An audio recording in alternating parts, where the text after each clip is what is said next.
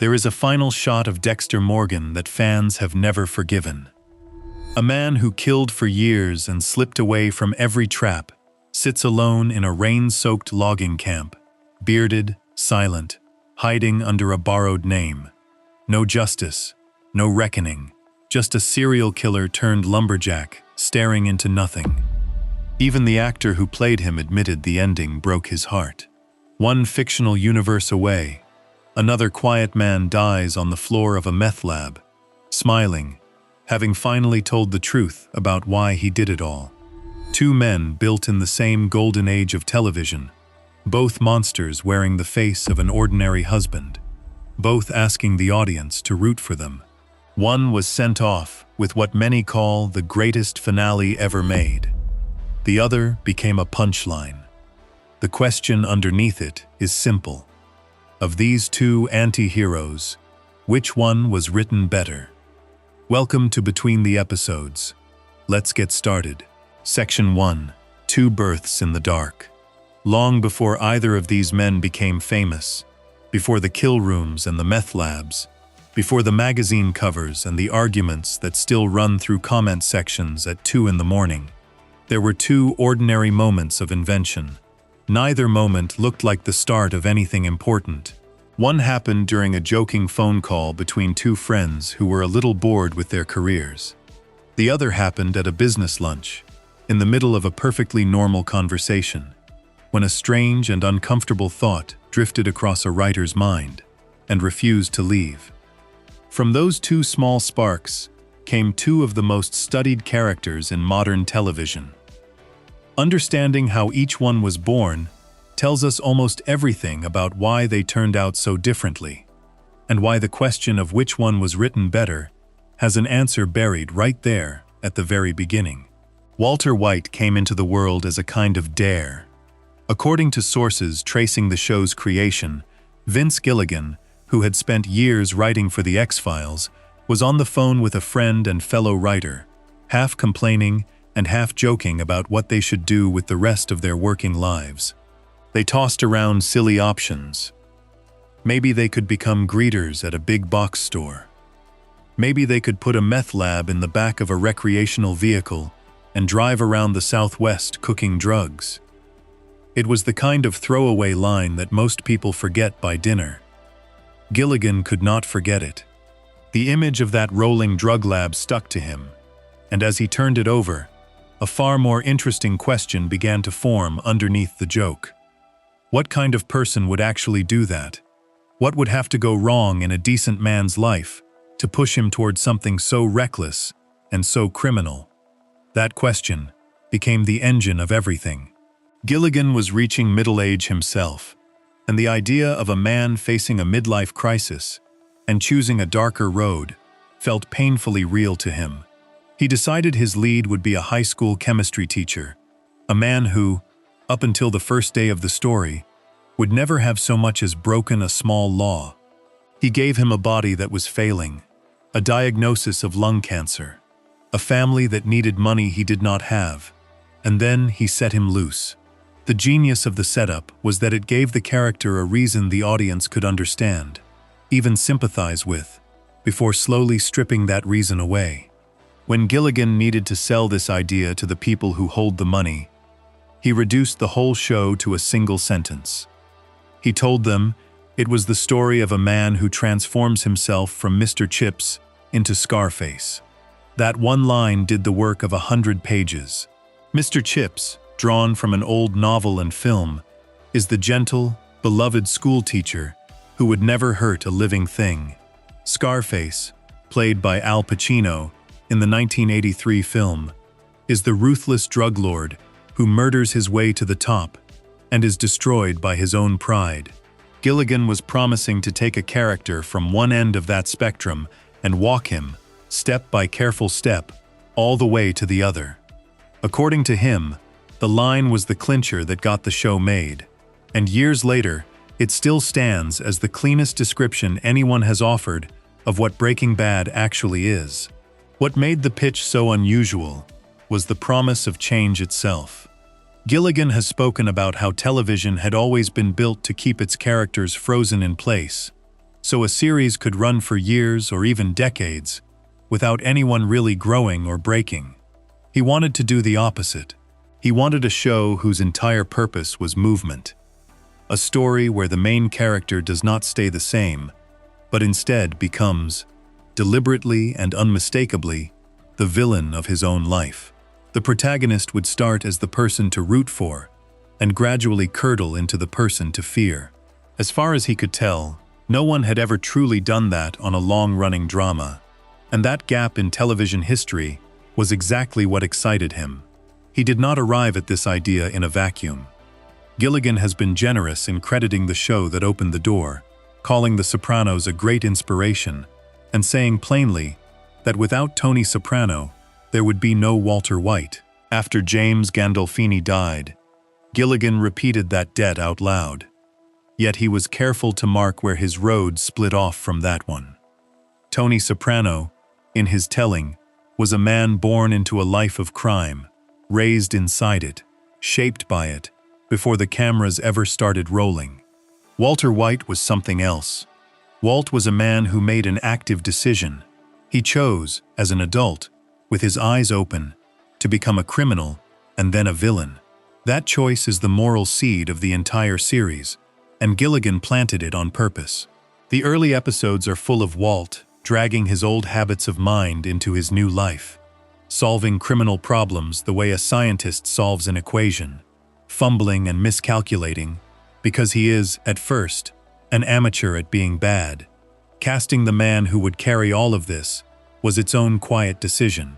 Gilligan already knew Bryan Cranston from an episode of The X-Files called Drive, where Cranston had played a deeply unsympathetic character, and somehow made him human enough to ache for.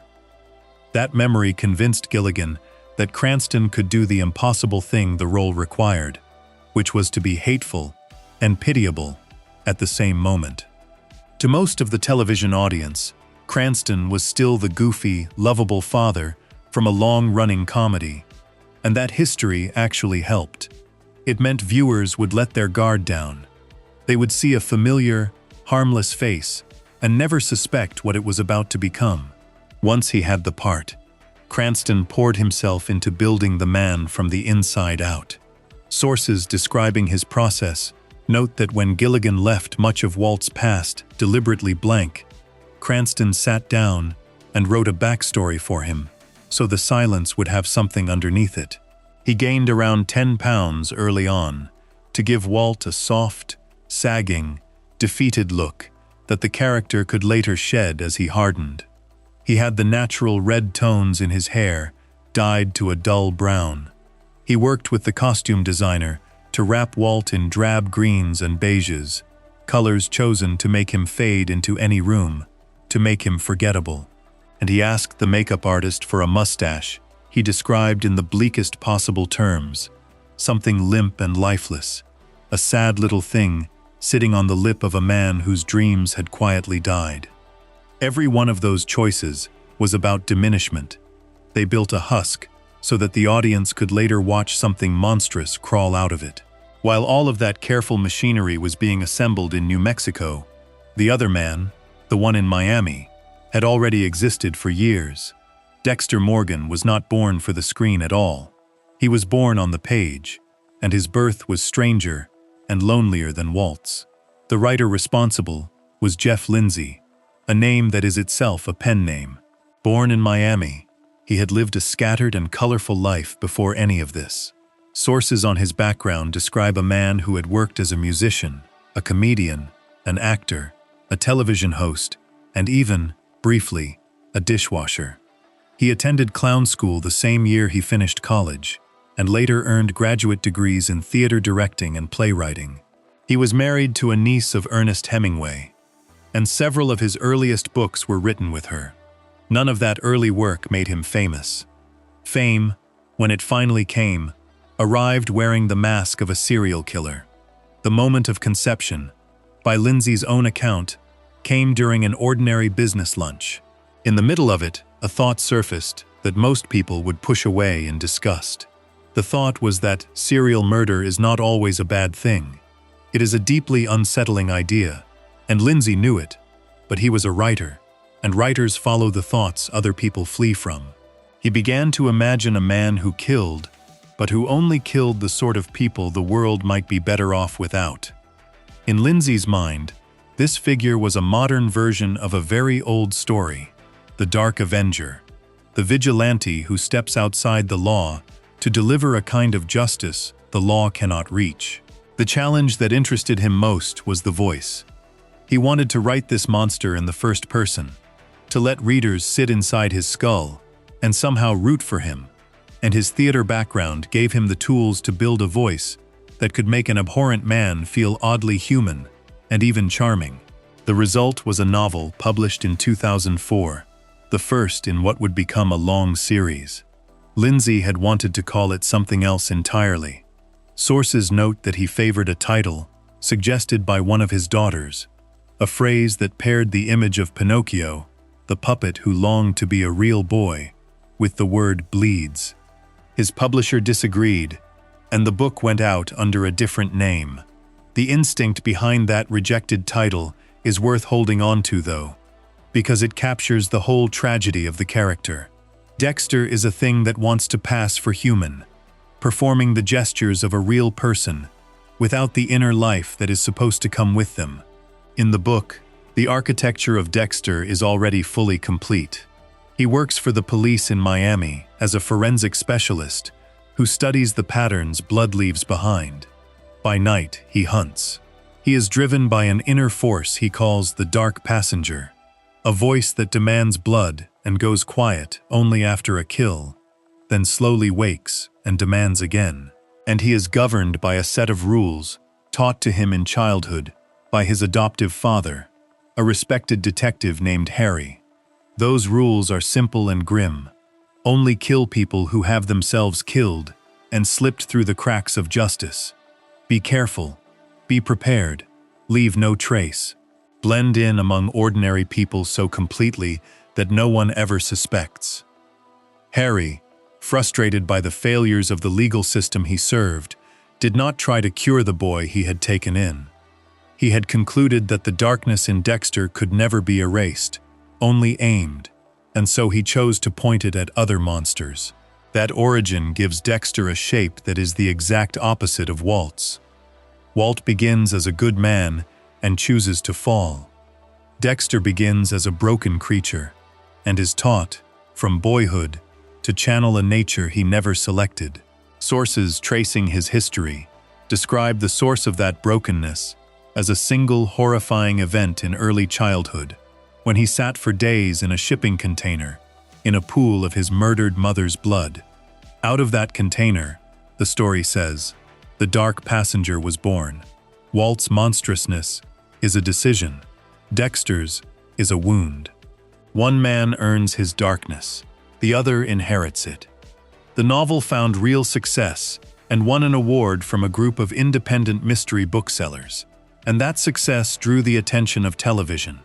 The job of carrying Dexter from the page to the screen fell to a screenwriter named James Manos Jr., who developed the series and wrote its first episode. The show premiered on Showtime in the autumn of 2006, and its opening season followed the novel closely, tracing Dexter's collision with a killer who turns out to be his own long-lost biological brother. To play the man, the production cast Michael C. Hall, an actor already known for playing a very different sort of character, a grieving and tightly wound funeral director, on another acclaimed drama. Like Cranston, Hall arrived carrying an old role the audience remembered, and like Cranston, he used the contrast to his advantage, slipping a predator inside a face that looked safe. There is a small but telling detail in how the two adaptations were built. Breaking Bad was conceived for television from the first breath, by the man who would run it, with a beginning and an end already sketched in his mind. Dexter was a translation. It started in a novelist's imagination, lived through several books, and was then handed to a different writer to reshape for a different medium. From the very start, the show would have to decide how faithful to be to a character who already existed, and how much to invent on its own. That tension, present at the birth, would echo for years. because the series eventually wandered far from the books and had to keep generating new stories for a man whose creator had given him a fixed and finished nature. So the two were born under opposite stars. Walt was an experiment in change, a clean slate designed to be corrupted, sketched by one mind that intended to follow him all the way down.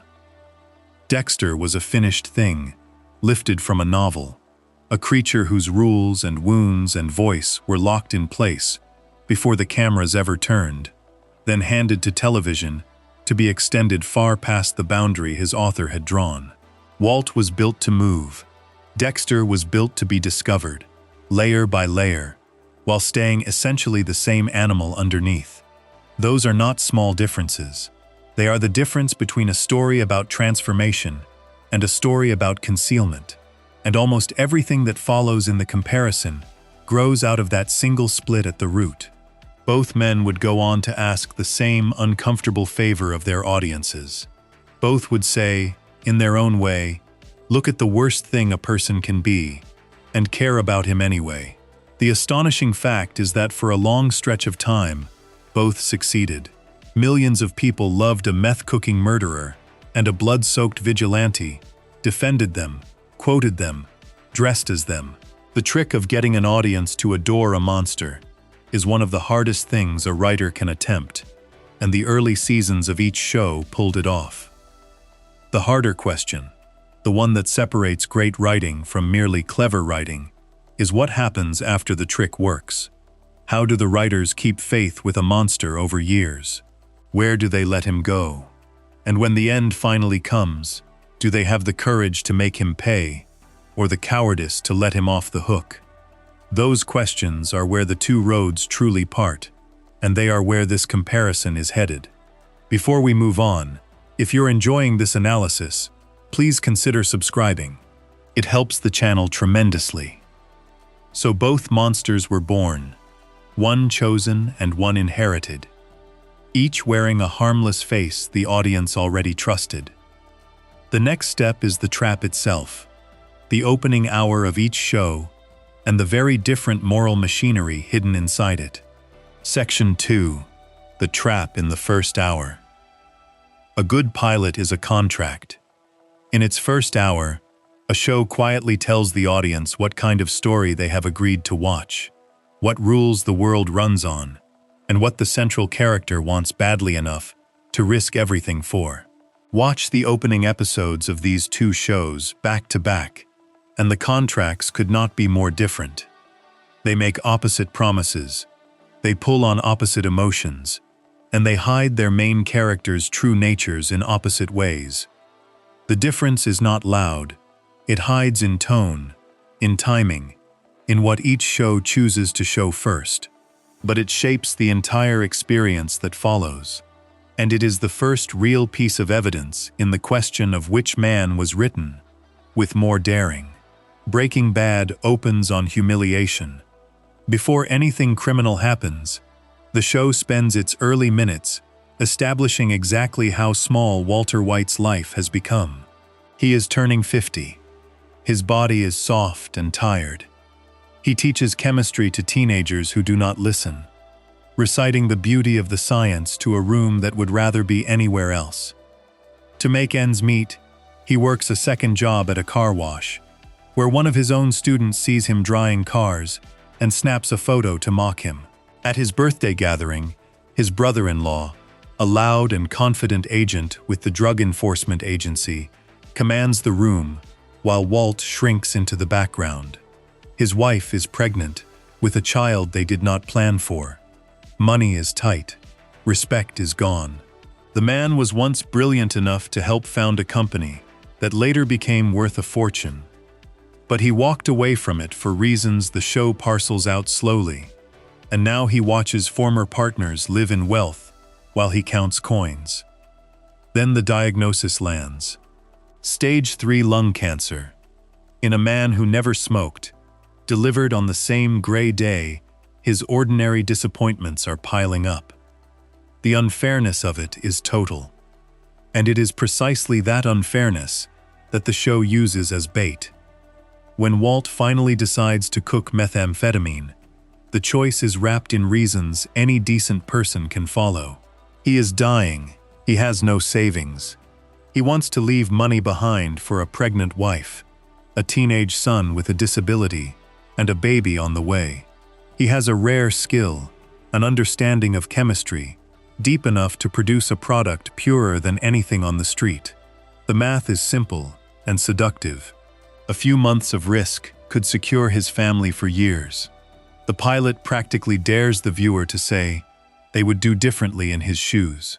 To turn that idea into action, Walt needs a partner who knows the world he does not, and the show hands him one, with elegant economy. Jesse Pinkman is a former student, a small-time dealer Walt happens to spot, fleeing a drug raid that Walt witnesses while riding along with his brother-in-law. The teacher who once stood at the front of a classroom now needs the dropout he probably failed. That single reversal contains the whole show in miniature. The respectable man must lower himself to the criminal, to claw back the dignity the respectable world denied him. Their partnership is awkward, prickly, and immediately alive. Two people who do not belong together, forced into the same recreational vehicle, out in the desert, cooking poison and panicking. What matters most about this opening is the order of events. The show takes great care to make Walt sympathetic before it makes him guilty. By the time he commits his first real act of violence, the audience has already signed the contract. They have agreed to want this man to succeed.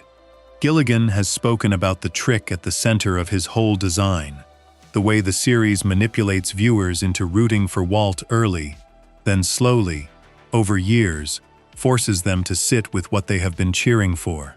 The pilot is the first turn of that screw.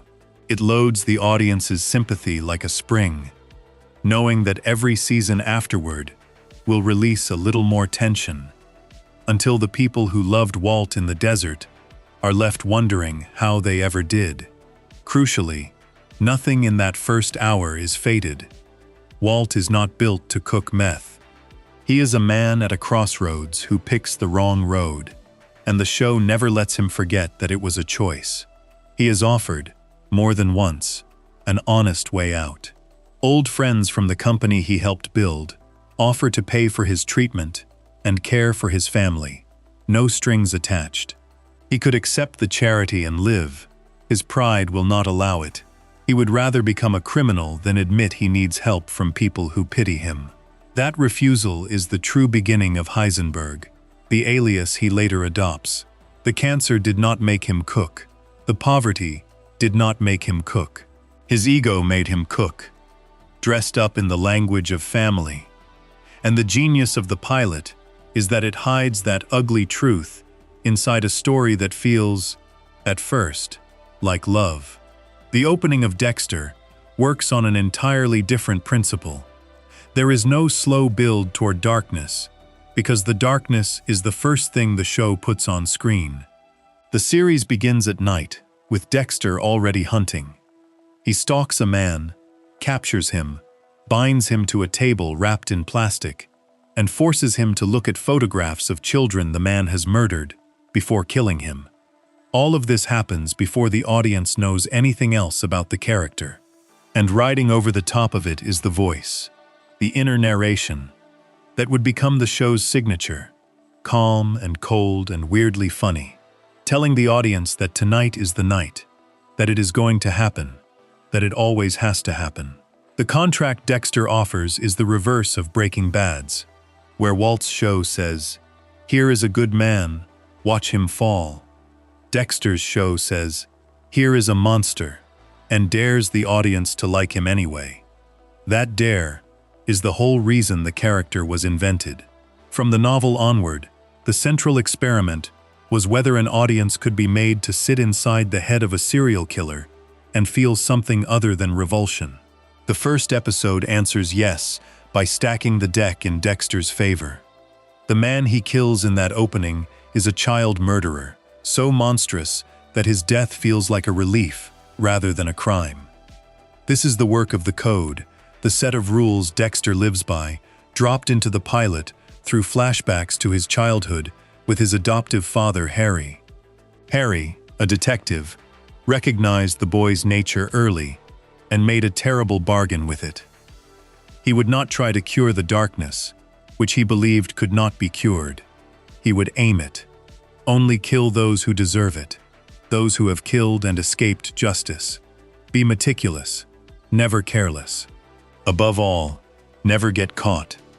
Blend in among ordinary people so flawlessly that no one ever looks twice. The code turns a predator into a kind of weapon pointed at other predators, and it lets the audience enjoy the violence with a clear conscience. Around that grim core, the pilot wraps a layer of disarming ordinariness. Dexter has a sister, Deborah, a foul-mouthed and ambitious cop who adores him and has no idea what he is. He has a girlfriend, Rita, a fragile woman recovering from an abusive marriage, and in the pilot, he charms her 2 young children with an ease that looks, on the surface, like warmth. He brings donuts to the office. He cracks jokes with co-workers. The horror of the character lives in the gap between this pleasant performance and the murders happening after dark. And the voiceover is constantly there to remind the audience of the gap, narrating Dexter's confession that he feels nothing, that the smiles are masks, that he is only imitating the human beings around him. Here is the deepest difference between the 2 openings, the one that everything else rests on. Walt's pilot is about a man becoming something. Dexter's pilot is about a man hiding something he already is. Walt has a starting point the audience can recognize, a normal life, and the drama comes from watching him leave it behind. Dexter has no such starting point. He arrives fully formed, his nature fixed in early childhood, his rules already written, his mask already in place. The show is not asking how he got this way in any season-long sense. It tells the audience how he got this way in the first hour, and then explores what it is like to live inside that condition. One story is a journey, the other is a portrait. That distinction carries a heavy cost down the line, and the seeds of it are visible right there in the premise. A character built to change has somewhere to go. A character built to conceal has a harder problem, because concealment is a state, not a direction. Once the audience knows the secret, the only ways to generate new drama are to threaten exposure, to test the code, or to put a new and interesting victim in Dexter's path. Breaking Bad could simply let Walt keep transforming, season after season, each step worse than the last, because transformation has a natural engine that never runs out as long as there is further to fall. Dexter had to keep reinventing the threat to a man whose essence was meant to stay still. The premise that made the pilot so striking is the same premise that would later make the show so hard to sustain. There is also a difference in how each show handles the audience's guilt. Breaking Bad implicates the viewer slowly and on purpose. It wants the audience to feel complicit, to look back later and feel ashamed of how easily they cheered. The discomfort is the point. Dexter, by contrast, works hard to keep the audience comfortable. The code exists partly for Dexter, and partly for the people watching. A moral cushion that lets them enjoy the kills without feeling like accomplices to evil. As long as Dexter only kills people who truly deserve it, the audience can have the thrill of murder without the weight of it. That cushion is brilliant in the short term and dangerous in the long term, because the moment the show weakens the code or lets Dexter kill someone who does not fit it, the whole comfortable arrangement starts to crack. The pilot builds a machine that depends on the code holding, and the later seasons would test exactly that. Both pilots, it must be said, are excellent. Both accomplish the very hard task they set for themselves. Dexter's opening is bolder, in pure shock value, plunging the audience into a kill room in its first minutes, and somehow making them stay. Breaking Bad's opening is more patient and arguably more cunning, spending its energy on sympathy so that the betrayal can land harder later. They are two different kinds of mastery. One grabs by the throat, the other slips a hand into the pocket. But when the question is which premise gives a writer more room to work over the long haul, the answer tilts toward Walt, because a man who is falling can always fall further, while a man who is hiding can only be discovered once. It is worth noticing, too, what each show declines to explain.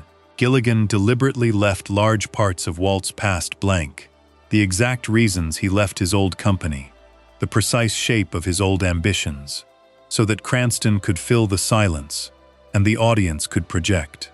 Dexter's past, by contrast, is laid out almost immediately.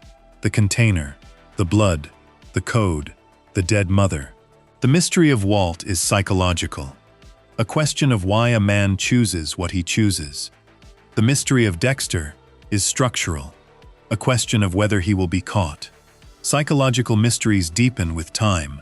Structural mysteries tend to resolve and then need replacing. Again, the same pattern. The thing that makes Dexter immediately gripping is the thing that gives it a shorter, natural life. By the end of each first hour, the audience has met its monster and made its bargain. With Walt, the bargain is a lie the viewer tells themselves, that this is a good man doing a bad thing for good reasons. A lie the show will spend years dismantling. With Dexter, the bargain is honest from the start, that this is a bad man doing bad things to worse people, and the show will spend years testing how long that honesty can hold. Two contracts, two traps, two completely different ideas about what a television antihero can be. Walt's trap closes slowly around the audience. Dexter's trap is sprung in the opening scene and then has to be reset, over and over, for as long as the show survives. The pilots reveal the architecture. One was built to go somewhere. One was built to stay somewhere and stay interesting, which is the harder trick to pull off across many years. That single structural fact, set in concrete in the first hour of each series, is the foundation everything else stands on. And it is why the comparison cannot be settled by asking which monster is scarier or which opening is more shocking. It has to be settled by asking which design holds up under the weight of time and which one was always going to buckle. Before we move on, if you're enjoying this analysis, please consider subscribing. It helps the channel tremendously. One show wrapped its monster in sympathy, the other in a code that let everyone watch guilt-free. The next piece of the puzzle is the voice itself, the narration that lets us inside Dexter's skull, and the very different way Breaking Bad refused to tell us anything at all. Section 3. The Voice and the Silence. Strip away the plots and the kills and the supporting casts, and you find that these two shows are built on opposite beliefs about how to put a character's inner life on screen. It is one of the oldest divides in all of storytelling, the choice between telling and showing. And each series planted its flag firmly on a different side. Dexter tells. It hands the audience a direct line into its hero's skull, a running narration that explains his thoughts, his plans, his cold little jokes, his confusion about the warm humans around him. Breaking Bad shows. It almost never lets Walt explain himself, and instead trusts the camera, the silence, and the smallest movements of an actor's face to carry meaning. The dialogue never speaks aloud. Neither approach is wrong. Both can be done badly or brilliantly, but the contrast reveals something important about the craft underneath each show and about what each one was willing to ask of its audience. Dexter's voice is the first thing anyone remembers about it. From the opening minutes of the pilot, the narration is there, calm and dry and strangely intimate, telling the audience what Dexter intends to do and how he feels about it, which is usually very little. The technique is borrowed straight from the novels, where the entire story is told in the first person from inside Dexter's head, and the show kept it because it solved a problem the page solves easily, and the screen does not. A serial killer who feels almost nothing, who performs human emotion without experiencing it, is a nearly impossible character to dramatize from the outside. If the show only let the audience watch him, he would be a blank, a man going through motions for reasons no one could see. The voiceover cracks him open. It lets the audience hear the gap between what Dexter says to other people and what he is actually thinking, and that gap is where the whole character lives. The actor who carried that voice understood exactly what it was for. Michael C. Hall has spoken about how the narration was central from the very beginning, and how he believed it was the key to why audiences identified with Dexter at all. The audience experiences the world through him, in on his innermost thoughts, in on his secrets, sharing a private channel that none of the other characters can access. That secret sharing builds a strange loyalty. To know what someone is really thinking, especially when everyone around them does not, is to feel like their accomplice, their confidant, the one person who truly understands.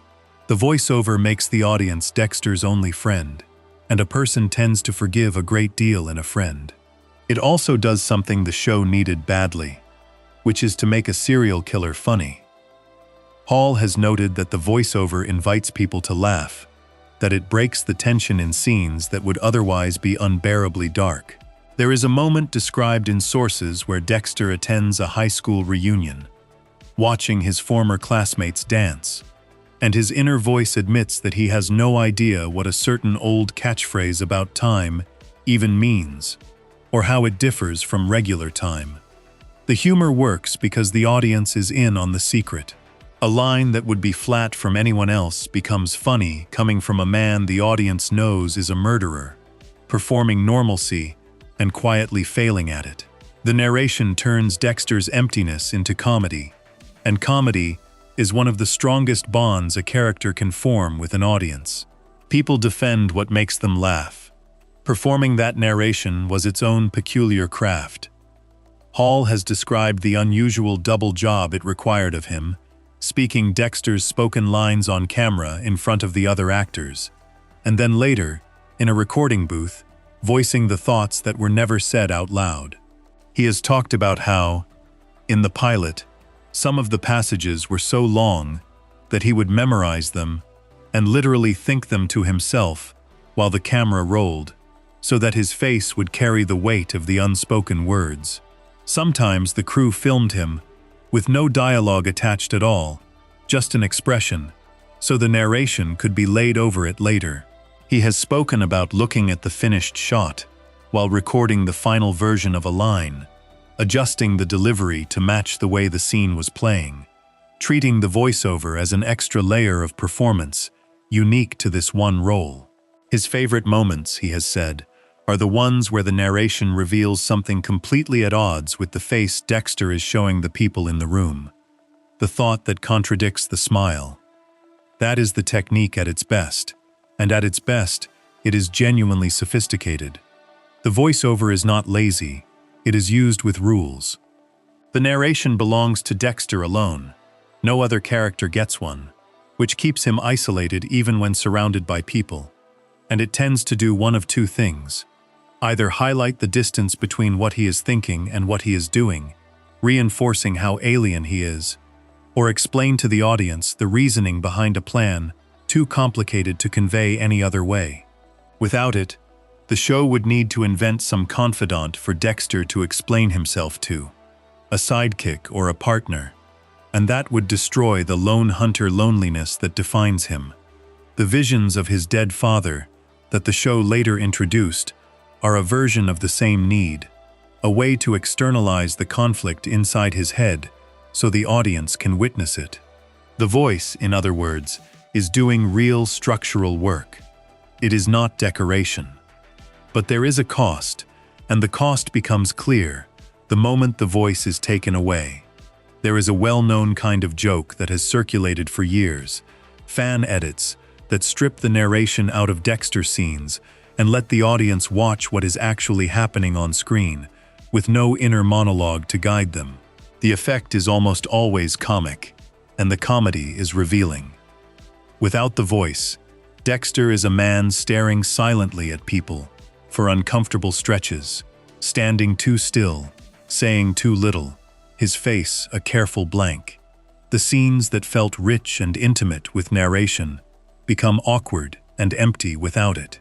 That experiment exposes how much of the character was living in the voiceover rather than in the images. The narration was not just enhancing what the camera showed. In many scenes, it was carrying the meaning almost single-handedly, because the visible performance was deliberately muted, a mask with the real face described from outside.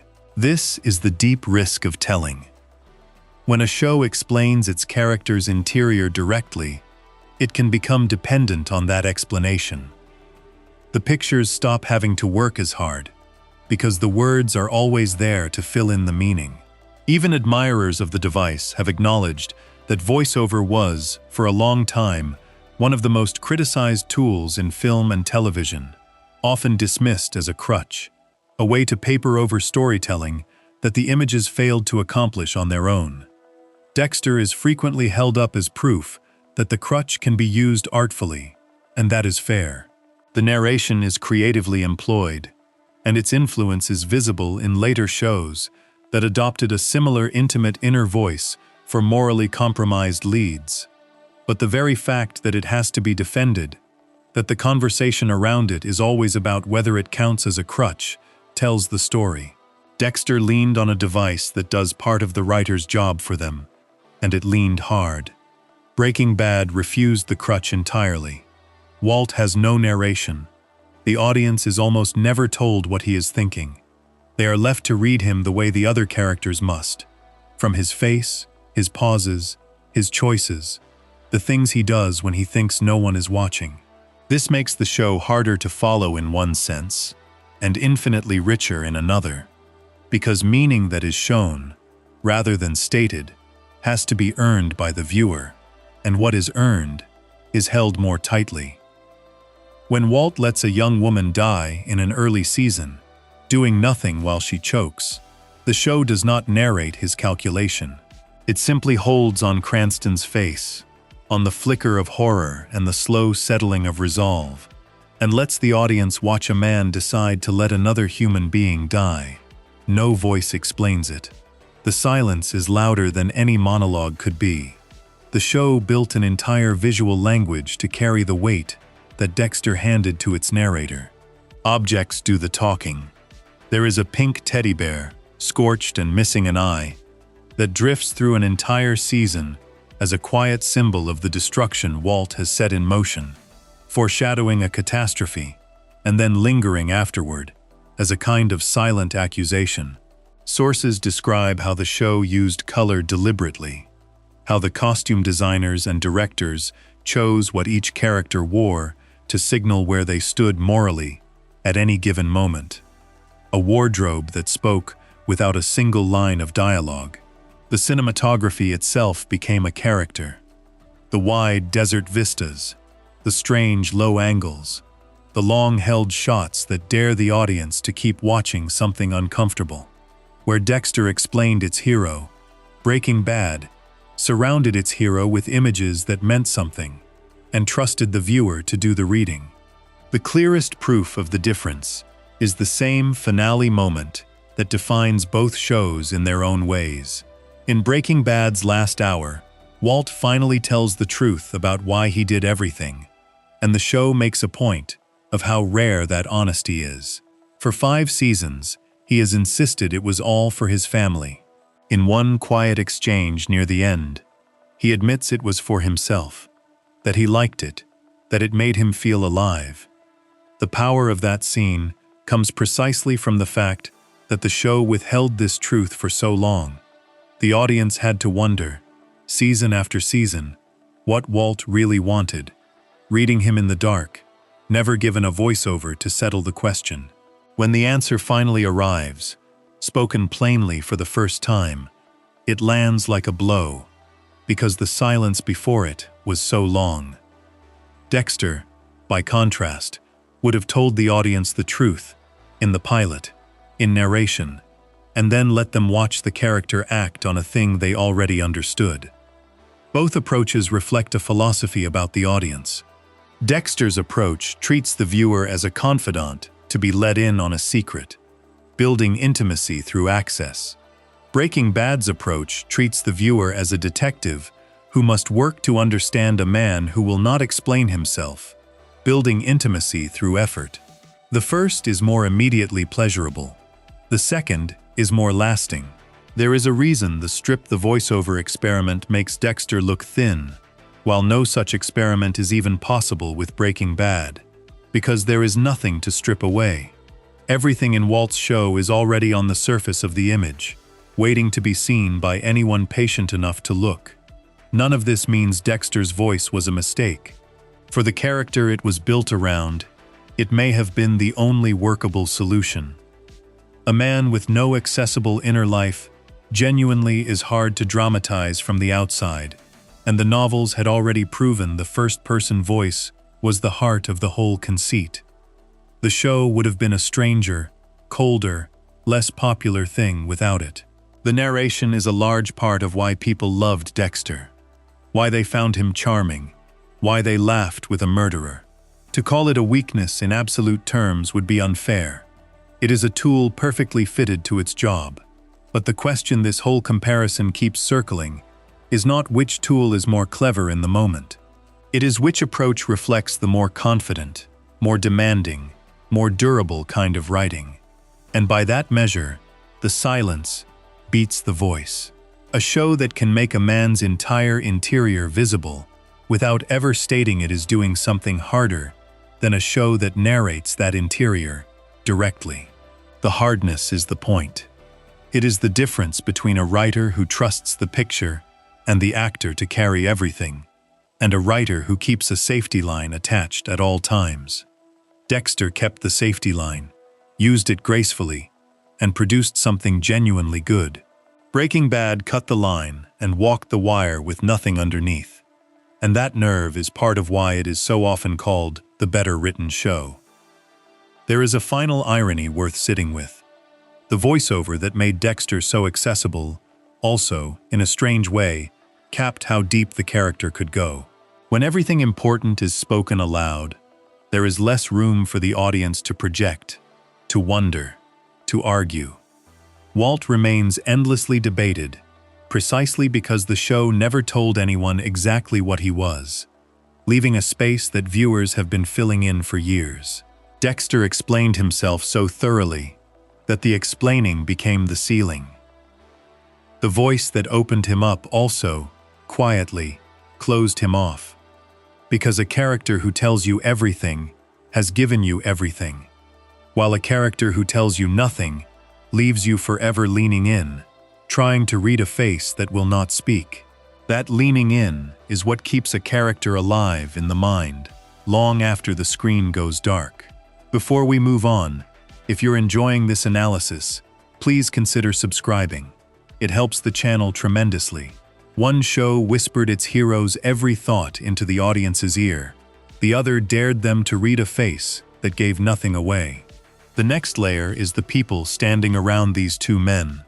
The wives, the partners, the families, and the ugly truth about how audiences treated the women who tried to stop them. Section 4. The people in the way. A monster alone is not a story. What makes an anti-hero drama work is the web of ordinary people surrounding the central figure, the ones who love him, suspect him, enable him, and occasionally try to stop him. These characters do the heaviest lifting in the whole machine, because they are the ones the audience measures the monster against. They are the moral instruments of the show, the people whose reactions tell the viewer how to feel. And here, in the writing of the supporting cast, the gap between these two series becomes wide and undeniable.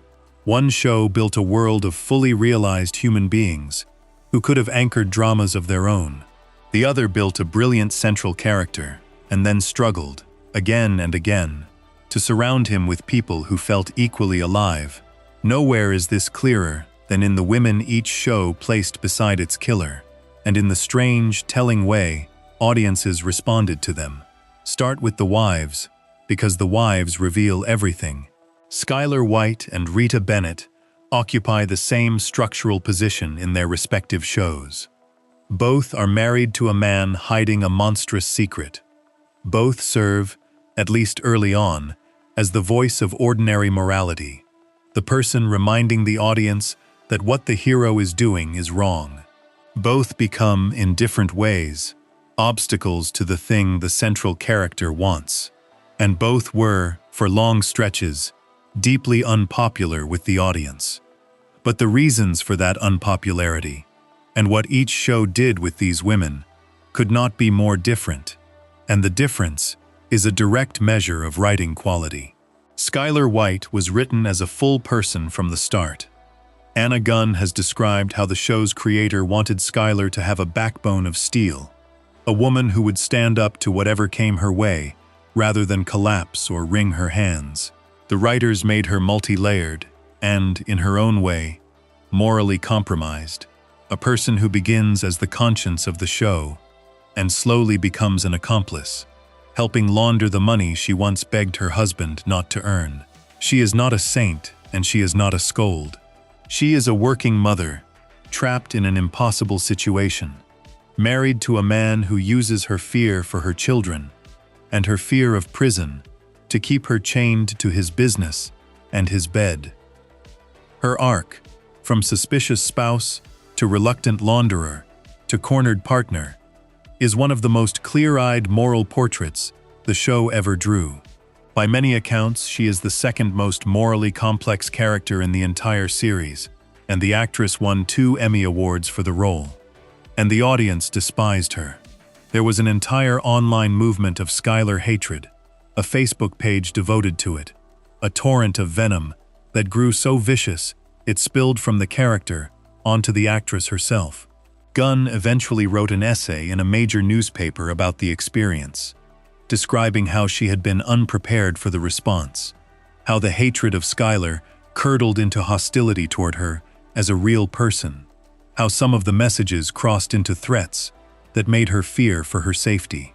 In that essay, she asked the question directly: could it be that viewers could not stand a woman who would not suffer silently, or stand by her man, who would not back down, who was, in fact, her husband's equal? The show's creator was openly baffled and dismayed by it.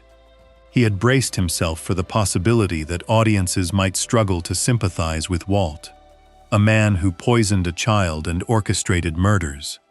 Instead, he found himself watching audiences pour their animus onto the wife, who objected to those things. He has said it confounds him to this day that Gunn gave a brilliant performance, that the writers never tried to make her sympathetic or unsympathetic and simply let the chips fall, and that if he had a magic wand, he would change how she was received. The hatred became its own subject of cultural study, an example of how viewers can miss the entire point of a show, rooting so hard for the man that they come to loathe the woman for the crime of being right. The crucial thing to understand is that the Skylar hatred was not a failure of writing. It was, in a dark way, evidence of how well the writing worked. The show had so successfully seduced its audience into Walt's perspective that anyone standing in his way became an enemy in the viewer's mind, even when that person held the only sane moral position on the show. Sources have placed Skylar alongside the wives of other great anti-hero dramas, the spouses of mob bosses and ad men, all of them despised by some viewers for the same reason, for refusing to quietly enable the men the audience had decided to love. Skylar became, by some accounts, a template for the television antiheroine, a fully written woman whose unpopularity said far more about the people watching than about the character on screen. The show gave her a real interior, real agency, real moral weight, and trusted the audience to grapple with her. That the audience often failed that test is not the show's fault. The character was there to be understood. Rita Bennett is a different and sadder case, because her unpopularity was, at least in part, a writing problem. Sources discussing the character note plainly that the writers always seem to have trouble fleshing Rita out into a full person and knowing what to do with her. She existed primarily in relation to Dexter. First as the fragile, damaged woman he dates, partly because her own trauma makes her undemanding. Then as the loving family he craves as cover. And finally as an obstacle, the wife asking too many questions about where he disappears at night and why he keeps a secret apartment.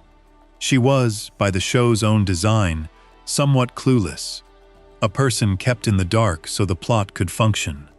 Where Skylar was written as a steel-spined equal who happened to be unpopular, Rita was often written as a function of Dexter's story, a problem he had to manage rather than a person in her own right. And then the show killed her. In what is widely considered the series' best season, the season built around the Trinity Killer, Rita is murdered in the finale, found dead in a bathtub of bloody water, killed in the same ritual manner as the villain's other victims, with the couple's infant son left sitting in her blood, mirroring the very trauma that created Dexter in the first place. It is a genuinely shocking moment, one of the most haunting finales in television, and on its own terms it is powerful. But it also reveals something about how the show valued her. Rita's death matters enormously, yet it matters chiefly for what it does to Dexter and to the baby, for how it propels the rest of the series forward. She is, in the end, a catalyst. Her death is more important than her life was, and that imbalance is the signature of a character the writers never fully solved. Compare the two, and the pattern is stark. Breaking Bad took a character in the unpopular wife role and made her a complete human being, whom the show clearly understood and respected, then weathered an ugly audience backlash without flinching from its commitment to her. Dexter took a character in the same role, struggled to give her a full inner life, used her largely as a reflection of the hero's needs, and finally killed her to fuel his story. One show treated the woman in the way as a person, the other treated her as a device. That is a writing distinction, not a matter of taste, and it repeats across the rest of the supporting casts. The partners tell the same story. Breaking Bad has Jesse Pinkman, and Jesse may be the single strongest argument for the show's writing as a whole. He began as a minor character, a small-time dealer the show originally planned to kill off early. But the actor's performance was so alive, so raw, that the creator has spoken about realizing, within a couple of episodes, that killing Jesse would be a colossal mistake. So the show let him grow, and he became its beating heart, the moral center, the lost young man, rather than the bad person, the one character who retains his humanity, even as everyone around him hardens. The relationship between Walt and Jesse, sometimes compared to a mismatched odd couple, became the emotional spine of the entire series, a poisoned father and son bond that the show mined for 5 seasons. Jesse feels the weight of every death in a way Walt trains himself not to. He is the conscience the show needs. And crucially, he is allowed to suffer, to change, to be transformed by what he witnesses. The willingness to let a supporting character grow into a co-lead, to follow the actor's gift rather than the original plan, is exactly the kind of flexible, living writing that great shows are made of. Dexter has Deborah Morgan, his adoptive sister, and Deborah is the show's best supporting character by a wide margin, a foul-mouthed, fierce, loyal cop whose love for her brother is the most genuine emotion in the series. For much of the show, she is excellent, a real person with real ambitions and wounds, and the actress brought a ragged authenticity to her that lifted every scene she was in. The tragedy of Deborah is that the show eventually did to her what it tended to do to its supporting women, which is to bend her around the hero's needs in ways that strained belief. The most infamous example is the late-season decision to have Deborah realize she is romantically in love with her own adoptive brother, a turn that many viewers found grotesque and unearned, a swerve that took one of the show's most beloved characters and twisted her to serve a shock the writers wanted. Some defend it as the logical outcome for a broken person, whose only real bond is with the one man who truly cares for her. Many more saw it as the moment a great character was sacrificed for sensation. Either way, it stands in contrast to Jesse, whose every development, however painful, felt true to who he was. The broader supporting worlds reflect the same gap.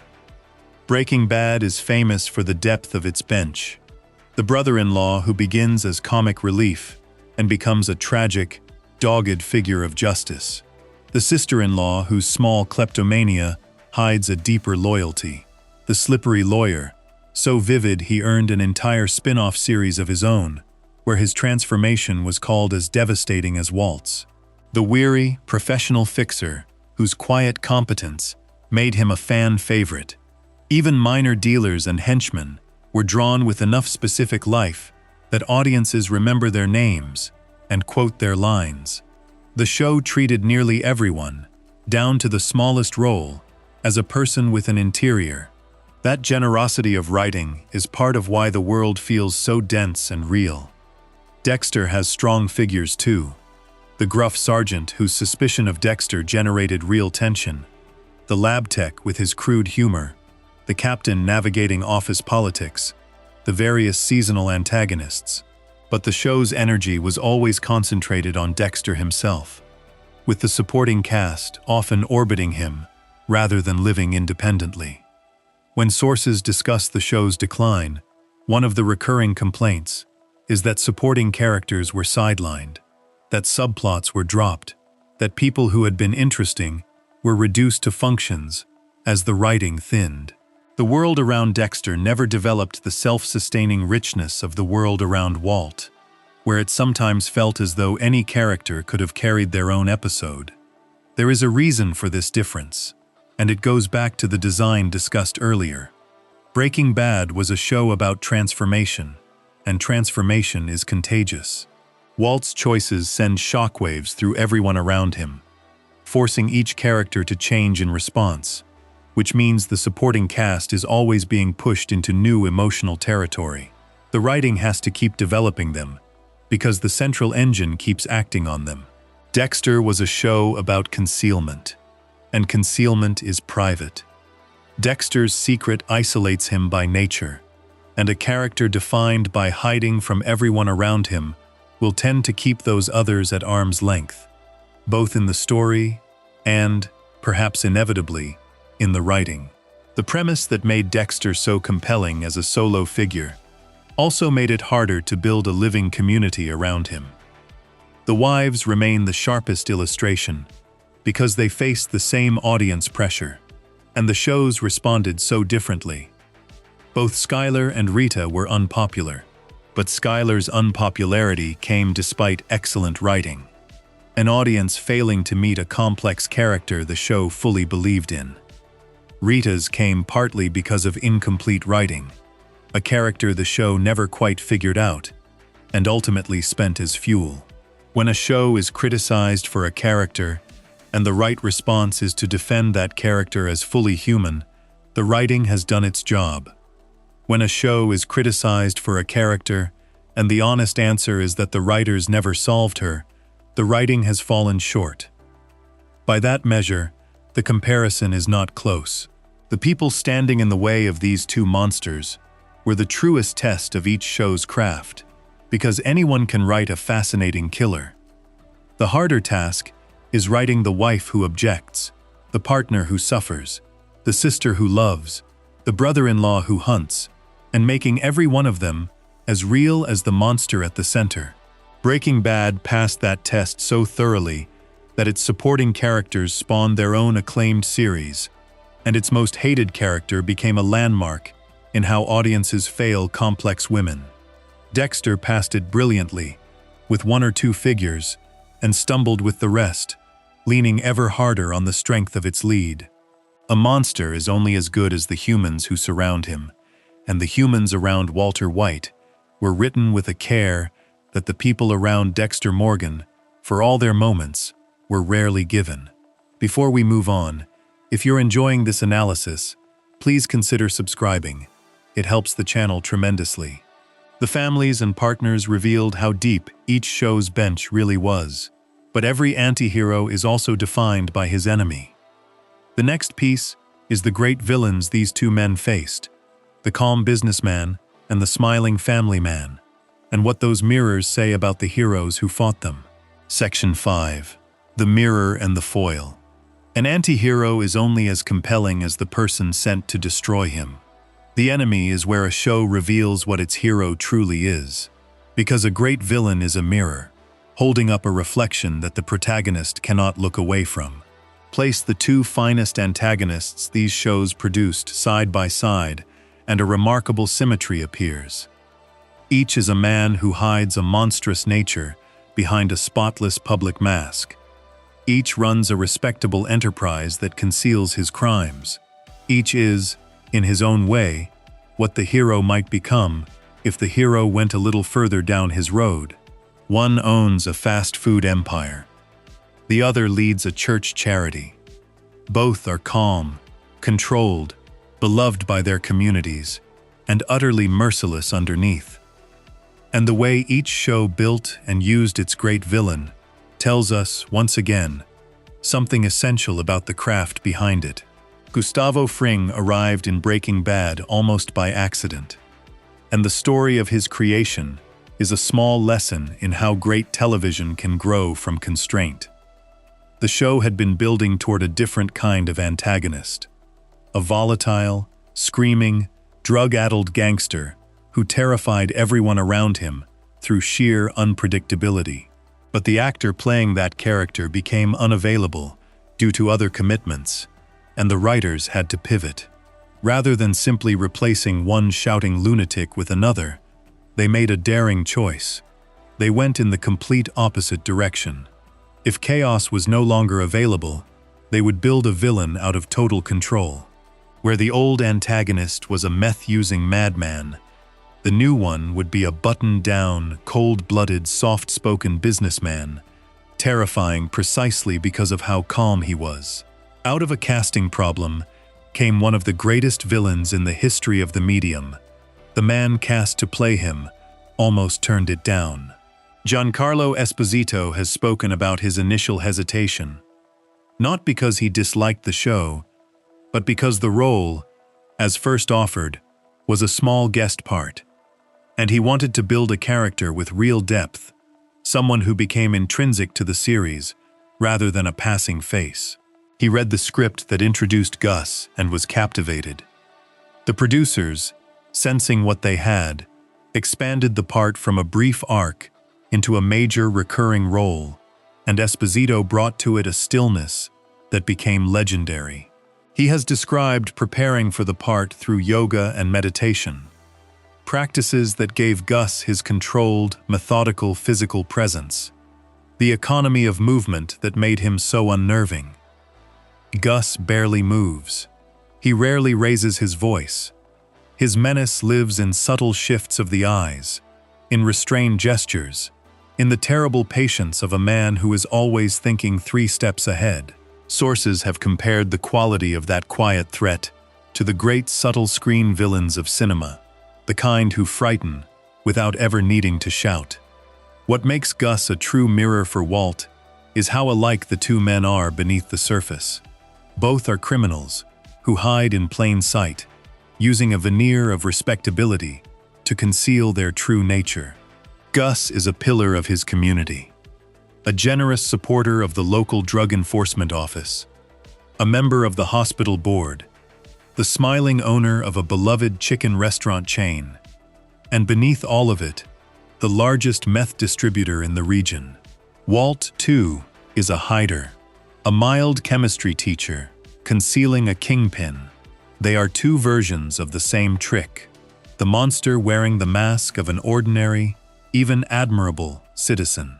The difference between them is discipline. Gus is what Walt's ego will never let him be, a man who keeps his pride entirely in check, who never lets vanity override strategy.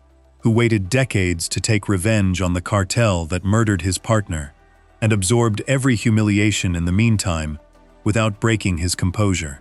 Walt looks at Gus and sees a master of the very game he is trying to play, and the rivalry between them becomes a study in the difference between a professional and a brilliant amateur driven by ego. That rivalry produced some of the show's most iconic moments, and Gus's death is among the most famous images television has ever produced. After Walt finally engineers his destruction through an explosion, Gus walks out of the room, and for a moment, he appears almost untouched. Then the camera reveals that half his face has been blown away. And even then, in the last seconds of his life, Gus calmly reaches up and adjusts his tie before he falls. Esposito has spoken about that gesture as the moment a man returns to what he has always done, the impulse to be complete and composed, even while leaving the world. It is a perfect distillation of the character, control maintained to the very edge of death, and it is the kind of moment that only exists because the writing and the performance had spent 2 seasons building a man for whom composure was identity itself. Dexter's answer to Gus is the Trinity Killer, and by wide agreement, he is the best thing the show ever made. He appears in the 4th season, the season nearly everyone considers the series' peak, played by John Lithgow, in a performance that won both a major television award and a major film and television award, and earned a place on lists of the greatest television villains ever.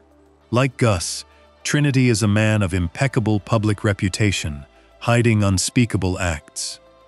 On the surface, he is Arthur Mitchell, a church deacon, a high school teacher, a family man, the respected leader of a charitable organization that builds homes for the needy.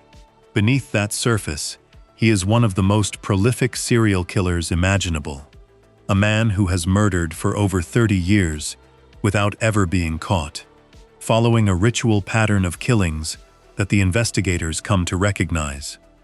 He uses his charity's travel to move around the country and cover his crimes. He is the perfect mirror for Dexter, another monster hiding behind a family and a respectable life, and the show makes that mirror explicit. What makes Trinity so effective and so devastating is the relationship the season builds between him and Dexter. By this point, Dexter is married, a new father, struggling to balance his secret killing with the demands of a family he is not sure he can sustain. When he discovers Trinity's identity, he does not immediately kill him. Instead, he becomes fascinated, because Arthur appears to have done the impossible, to have maintained a monstrous secret life and a loving family at the same time, for decades. Dexter approaches him under a false name, befriends him, joins his church, and tries to learn from him how to live the double life that is tearing Dexter apart. He comes to see Arthur as a kind of mentor, a man who has solved the very problem Dexter cannot. Lithgow himself described the character as a mirror image of Dexter, a much more extreme case, and added the chilling observation that the most fascinating thing about Arthur is that he is an evil man who does not want to be evil. The season is built around Dexter learning, slowly and too late, that the family man he admires is a hollow horror at home, abusing his children, terrorizing his wife, dead inside in a way that no amount of mentorship can fix. The two villains share a structure, but the shows use them differently, and the difference is instructive. Gus is woven into the long architecture of his series. He is set up across one season, dominates the next, and his death reshapes everything that comes after. His influence is felt long after he is gone, his empire's collapse driving the plot of later seasons, his shadow stretching forward and, in a companion series, backward in time. Gus is part of a single, continuous, carefully plotted whole. Trinity, by contrast, is a self-contained masterpiece. He arrives, dominates 12 extraordinary episodes, and his story ends within the season that contains him. His impact on the rest of the series is real, but more limited, felt mainly through the single catastrophic act he commits in the finale, the murder of Dexter's wife. Trinity is the best villain on either show in terms of pure, concentrated performance, but he is a brilliant standalone, while Gus is a brilliant component of a larger design. That contrast points to a strength and a weakness on each side. Dexter's strength was that it could produce a single season so good, so tightly wound, so anchored by a guest villain, that it stands among the best individual seasons of television ever made. The fourth season is genuinely magnificent, and Lithgow's Trinity is the engine of it. But the very fact that the show peaked with a guest antagonist who departed at the end of the season points to the structural problem that would soon swallow the series. Each season had to find a new monster, and the show had spent its finest creation. Sources discussing the seasons that followed describe the immediate drop-off, how the next villains felt inferior, how nothing the show built afterward could match what Trinity had established. The peak was so high, partly because it was self-contained, and self-contained peaks are hard to follow. Breaking Bad's strength was that its villain served a story that never had to reset. Gus did not have to be replaced with an equal the following season, because the show was not built around a rotating gallery of antagonists. Its true antagonist was always Walt himself, his own ego and ambition, with external villains like Gus serving as obstacles in a single, unbroken descent. After Gus dies, the show does not scramble to find another Gus.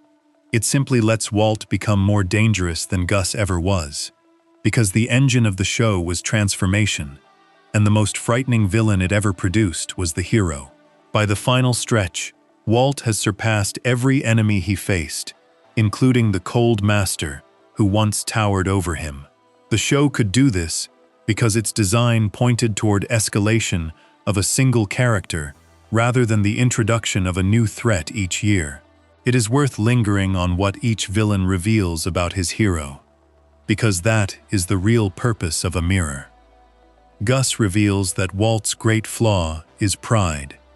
Standing next to Gus's flawless discipline, Walt's recklessness, his need to be recognized, his refusal to ever be the lesser man, becomes impossible to ignore. The rivalry exposes the truth that Walt is not driven by family or even by money, but by the need to be the one who wins, the one who is the best, the danger rather than the one in danger. Gus, who has no such need, who is content to remain invisible, throws Walt's ego into sharp relief. The villain teaches the audience who the hero really is. Trinity reveals something different and equally damning about Dexter. By holding up a man who has sustained the double life for 30 years, the season forces Dexter, and the audience, to confront the impossibility of what Dexter is attempting. Arthur is the future Dexter is reaching toward, the proof that a monster can keep a family, and the season's tragedy is that the proof is a lie. Arthur's family life is a nightmare, his children broken, his wife terrified, and his final act is to murder Dexter's wife in cold blood, leaving Dexter's infant son sitting in her blood, exactly as Dexter once sat in his own mother's. The mirror does not just reflect Dexter, it punishes him, showing him that the life he wants is incompatible with the thing he is, and that reaching for it will destroy the people he loves. It is a profound piece of writing, arguably the most profound the series ever achieved. Both villains, then, are triumphs. Both are mirrors that expose their heroes. Both were elevated by extraordinary performances, the meditative stillness of one actor and the creeping, friendly horror of the other. On the level of a single character, the two are nearly matched, and a reasonable person could argue that Trinity, as a pure individual creation, edges out Gus, because Lithgow's performance reaches a kind of operatic dread that even Esposito's masterful restraint does not quite touch. If the question were only which show produced the single best villain, the answer might tilt toward Dexter. But the question is, which show was written better as a whole? And there the villains tell the same story, the wives and partners told. Breaking Bad integrated its great antagonist into a continuous, escalating design that never needed to reset, where the death of one enemy simply cleared the way for the hero to become the worst enemy of all. Dexter produced a self-contained masterpiece, and then could not sustain the altitude because its structure demanded a new monster every year, and it had already made its finest. The same pattern that has run through every part of this comparison appears again. Dexter could reach extraordinary heights in concentrated bursts. Breaking Bad built something that held its height across its entire length. One show made a perfect season. The other made a perfect series. And the difference between those two achievements is the whole question in miniature. There is a final, quiet detail that captures it. Gus Fring was so durable a creation that he returned years later in a companion series. His backstory deepened, his menace expanded, a character strong enough to anchor new stories in a new show. Trinity, too, returned in later installments of the franchise, but largely as a memory, a vision, a flashback, a haunting rather than a living force, because his story had been complete the first time. Gus could keep living because he was built into a world designed to keep going. Trinity could only be remembered because he was built to burn brightly once and end. The mirror, in the end, reflects not just the heroes but the shows themselves, one constructed to endure, the other to flare and fade, each villain a perfect emblem of the design that made him. Before we move on, if you're enjoying this analysis, please consider subscribing. It helps the channel tremendously. The enemies exposed who these two men truly were, the proud amateur and the monster reaching for a family he could never keep. The next piece is the heart of it all. The transformation itself, the question of whether either man ever truly changed, and which arc was the braver one to write. Section 6. The man who changed and the man who could not everything. In these two shows finally rests on a single word, and the word is change. It is the question buried under every kill, every lie, every quiet domestic scene, and it decides, more than anything else, which of these two men was written with greater ambition.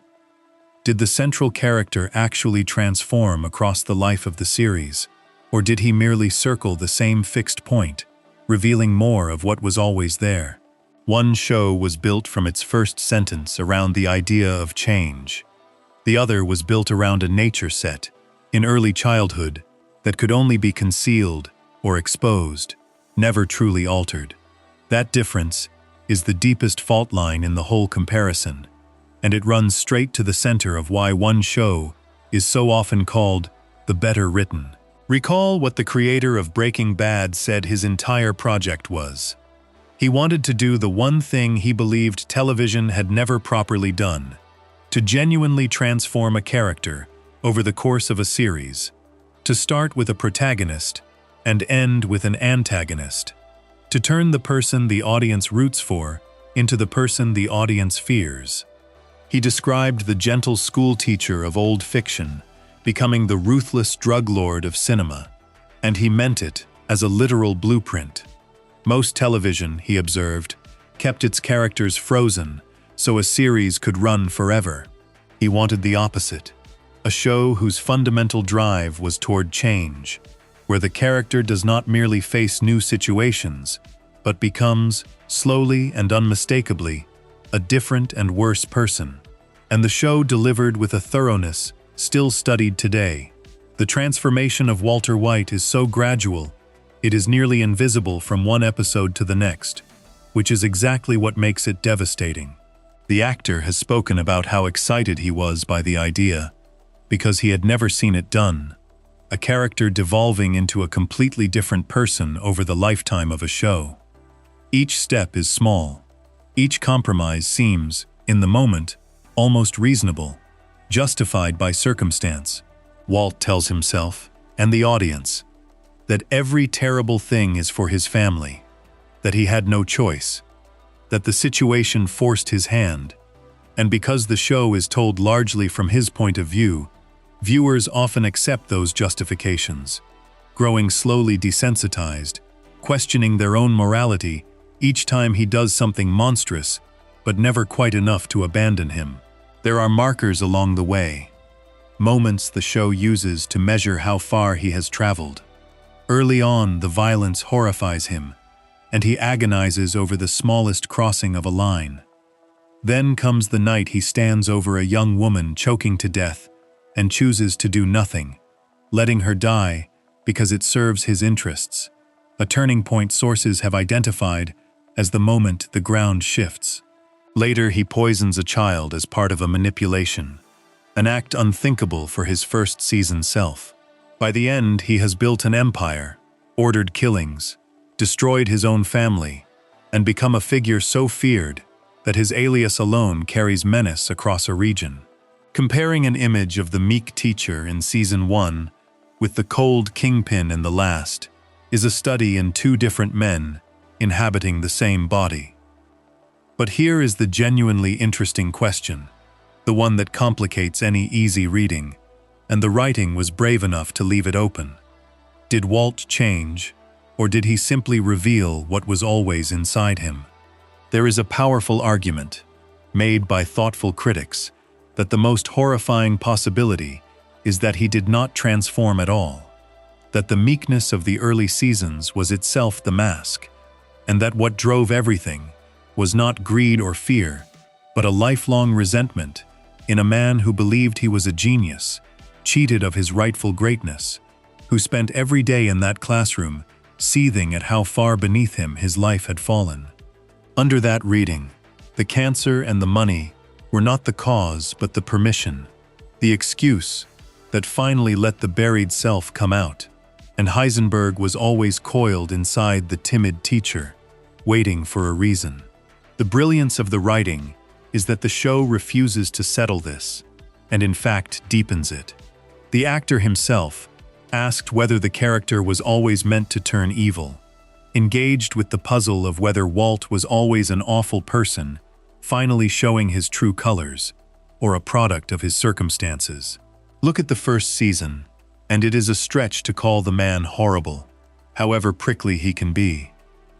Look at the fifth, and he is so consumed by his hunger for power that he devours himself. The show holds both truths at once. Walt both changed and revealed. He became something new, and he uncovered something old. That ambiguity is not an evasion. It is the entire point. A portrait of human nature complex enough that intelligent people still argue about it, because the writing planted evidence for every reading and resolved none of them cheaply. And this is crucial. Even under the reading where Heisenberg was always latent, the show is still about change, because what changes is what Walt permits himself to be. He moves from a man who suppresses his darkest self to a man who unleashes it, and that journey from suppression to unleashing is a genuine arc with a beginning, a middle, and an end. The character at the close is not where he started, in his actions, his relationships, his understanding of himself, or his standing in the world. He has somewhere to go, and he goes there, all the way to the bottom, because a character built to move never runs out of road as long as there is further down to fall. Now turn to Dexter, and the contrast is total. Dexter Morgan has no arc of transformation in the same sense, because the premise forbids it. His nature was fixed in earliest childhood, in the trauma of the shipping container, in the birth of the dark passenger, from a pool of his murdered mother's blood. By the time the audience meets him, that nature is complete, and the code that governs it is already written. The show is not the story of a man becoming a monster. It is the story of a monster straining, and largely failing, to become something more like a man. The direction, if there is one, points the opposite way from Walt's. Walt journeys from human toward monster. Dexter strains from monster toward human, reaching across the series for feelings he was supposedly born without, for a family, for connection, for some version of a real life. The problem is that this reaching is far harder to dramatize as genuine change, because the show's own rules insist the core cannot be altered. The dark passenger never goes away. It can be quieted by a kill, but it always returns, always demands again. This is stated in the premise and reinforced endlessly. The narration tells the audience directly, season after season, that Dexter cannot rid himself of what he is. So when the later seasons want him to be growing, to be developing real feelings, to be becoming capable of love, they run into the wall the show built for itself. The premise says he is a fixed creature, governed by an unchangeable compulsion. The drama wants him evolving toward humanity.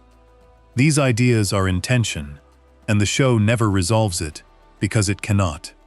A character defined by an immutable nature has nowhere structural to go. This is why the attempts at growth feel less like transformation and more like the same character placed in new situations. Dexter falls in love, becomes a father, loses a wife, takes apprentices, faces new killers, but through all of it, the essential animal remains the same. Sources tracking the seasons describe how, even as he appeared to struggle internally, he would fall deeper into his urges rather than out of them, unchanged at the core, while his circumstances churned around him. The drama had to come from external threats and the constant danger of exposure, because the internal engine of self-transformation that powered Breaking Bad simply was not available. Dexter could be threatened, tested, surrounded by new people, but he could not, by the logic of his own creation, become a fundamentally different person. And a show about a man who cannot change has a much harder time generating the sense of forward motion that makes a long series feel alive. There is a version of this that could have been a strength, and in flashes it was. A story about a being who genuinely cannot change, doomed to repeat his nature forever, no matter how desperately he reaches for something else, is a legitimately tragic premise. The most affecting readings of Dexter lean into exactly this, treating him as a figure of existential horror, cursed to want a humanity he can never possess, condemned to destroy everyone he tries to love, precisely because he cannot stop being what he is. Under that reading, the lack of change is the tragedy. A man running on a treadmill toward a humanity that recedes with every step, and the murder of his wife by Trinity is the purest expression of it, the universe punishing him for daring to reach beyond his nature, leaving his son in blood to begin the cycle again. But here is where the writing falters. To make that tragedy land across an entire series, the show would have needed the discipline to commit to it fully, to keep insisting that Dexter cannot change, and to wring meaning from that impossibility. Instead, the later seasons kept gesturing toward growth, toward redemption, toward a Dexter who was learning and softening, while never being able to deliver real transformation because the premise forbade it. The result was a character caught between two stories, neither fully a fixed tragic monster, nor genuinely an evolving soul, drifting in the gap between them. The show wanted the emotional payoff of change without paying the structural price, and because it could not have both, it often had neither. The two designs reflect two levels of ambition. Breaking Bad chose the harder, riskier path, betting everything on sustained transformation, the one thing television was supposedly bad at, and building every element to serve that bet. It is genuinely difficult to write a character who changes convincingly over years without losing the audience's investment, and the show pulled it off so well that the transformation of Walter White is now the standard example, cited as the most complete character arc in television.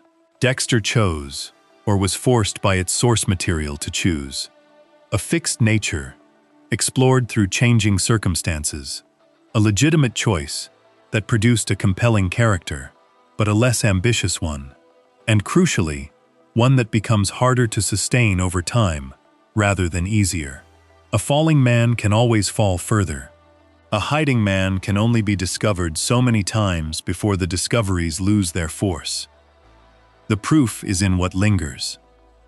Walt is argued about endlessly, because his change, or his revelation, is a genuine mystery, the writing deliberately left open, a Rorschach test for what the viewer believes about human nature. Dexter is loved and quoted and remembered fondly, but he is rarely argued about the same way, because the show told the audience what he was in, the first hour, and never truly contradicted it. A character who changes leaves a question behind him.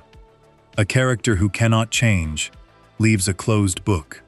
Questions outlive answers, which is why the man who changed has outlasted the man who could not, in the conversation and in the culture both. Before we move on, if you're enjoying this analysis, please consider subscribing. It helps the channel tremendously. One man fell the entire length of the moral spectrum, while the other circled a fixed point he could never escape. The next piece looks at the peaks, the single greatest hours each show ever produced, and what those high points reveal about the machinery underneath. Section 7. The highest point. Every great show has a summit, a single stretch where everything it had been building finally pays off, and the series briefly touches something close to perfection. For both of these shows, that summit is well agreed upon, and comparing the two reveals more than any plot summary could, because a show's best hour exposes the machinery that produced it. The peaks tell you what each series was capable of at full power, and they also tell you something quieter, and more important, about whether that power came from a single self-contained burst or from a long accumulation the whole series had been feeding. One show reached its height through a guest performance contained inside a single season. The other reached its height as the natural detonation of everything that came before it. The difference is the difference between a firework and an avalanche. Dexter's peak is its 4th season, and within that season, its final hour. By near universal agreement among critics and fans, this is the best the show ever was, and the reason has a name: Arthur Mitchell, the Trinity Killer, the role the season was built around. The whole season is a slow tightening of tension, as Dexter, now married and a new father, struggling to hold his secret life and his family together, becomes obsessed with a man who appears to have mastered that exact balance for decades. The genius of the construction is that it makes Dexter's admiration believable, makes the audience understand why he would risk everything to learn from this monster, and then springs its trap. Arthur is not a man who solved the impossible problem. He is a hollow horror whose family lives in terror. And the lesson Dexter learns comes too late. The finale of that season delivers one of the most shocking moments in television history. And it works, because the entire season was engineered to set it up. Dexter finally captures and kills Arthur, and for a moment it feels like victory. Then he returns home to find the door open, hears his infant son crying, and discovers his wife dead in the bathtub, killed in the exact ritual manner of Trinity's other victims, the baby sitting in her blood. It is Arthur's final act of revenge from beyond the grave, and it mirrors, with terrible precision, the very trauma that created Dexter in the first place. Sources describe it as a scene that stayed with viewers long after the show ended, a haunting the series never topped, and arguably never recovered from. As pure dramatic impact, as a gut punch that recontextualizes an entire season, it is magnificent, and it stands among the great finales of its era.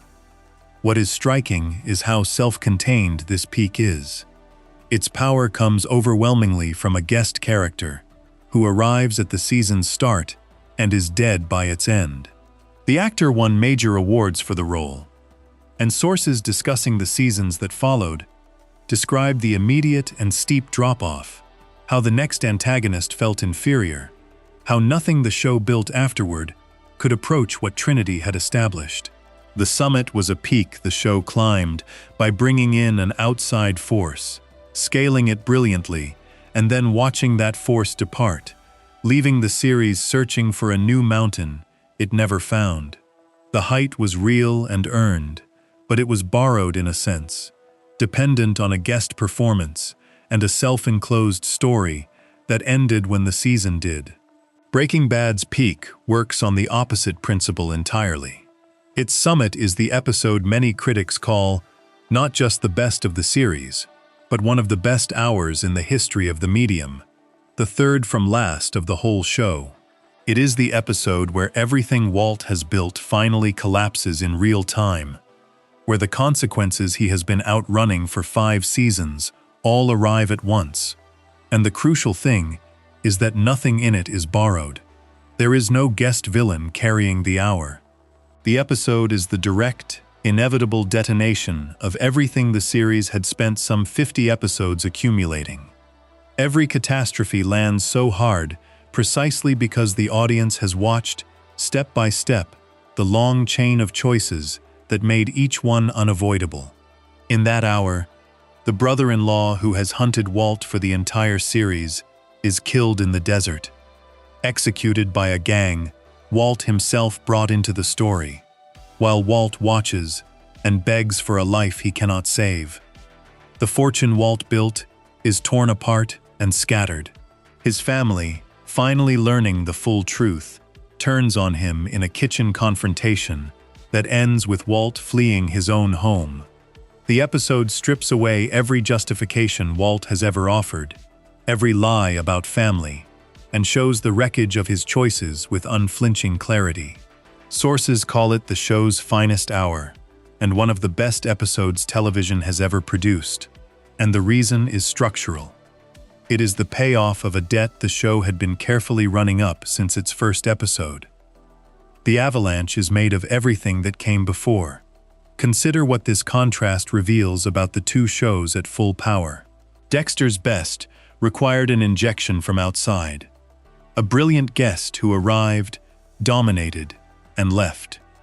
The show was at its strongest when it imported a new force, which is a sign of a series that struggled to generate its highest drama from its own central engine. Breaking Bad's best required nothing imported at all. Its peak was the central engine itself, reaching maximum power, the transformation of Walt, and the consequences of that transformation, arriving together in a single, devastating hour. One show climbed highest when it brought in help. The other climbed highest when it simply let its own machinery run to its terrible conclusion. This also explains why each show's peak sits where it does, in the overall shape of the series. Dexter peaked in its 4th season, with 4 more seasons still to come, which meant it spent the majority of its run descending from a height it had reached early and could not climb again. Sources tracking the seasons describe the long slide that followed, the inferior villains, the strained plots, the sense of a show that had spent its finest creation too soon and was left chasing it. The peak came in the middle, and everything after was, to varying degrees, a come-down. That is the shape of a series whose best was a self-contained burst, rather than a build, a firework that went off and left the sky darker by contrast. Breaking Bad peaked near its very end, in the final stretch of its final season, which is exactly where a show built on accumulation should peak. The summit came when it did, because the show needed 5 seasons of build-up to make that hour possible. Every prior choice was fuel, and the explosion could only happen once the tank was full. There was almost no come-down afterward, because there was almost nothing after. Just 2 more episodes carrying the show to its conclusion. The shape is that of a series that knew where it was going and saved its greatest power for the moment it would land hardest. There is even a deliberate choice worth noting. The decision to place the true climax not in the finale, but 2 episodes earlier, letting the penultimate hour dwell in Walt's isolation and decay before the end, a sign of writers in complete command of their structure.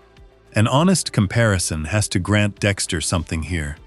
The discovery of the dead wife in the bathtub is a more sudden, more visceral gut punch than anything in Breaking Bad's peak, which is a slower and more grinding kind of devastation. If the only question were which single moment hits hardest in the instant it lands, Dexter has a real claim. The Trinity season is a genuine masterpiece, and dismissing it would be dishonest. The show was capable of greatness, and at its peak, it touched it. But the question is never just which moment shocks hardest.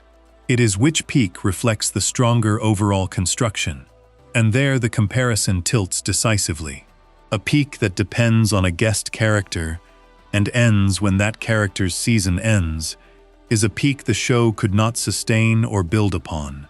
A peak that emerges from the show's own central engine, that pays off 5 years of accumulated story, that arrives at the moment of maximum impact near the end, is a peak that proves the entire architecture was sound. Dexter's summit shows what the show could do in a concentrated burst. Breaking Bad's summit shows that the show was a single, coherent, escalating design from beginning to end, and that its highest point was the inevitable result of everything before it.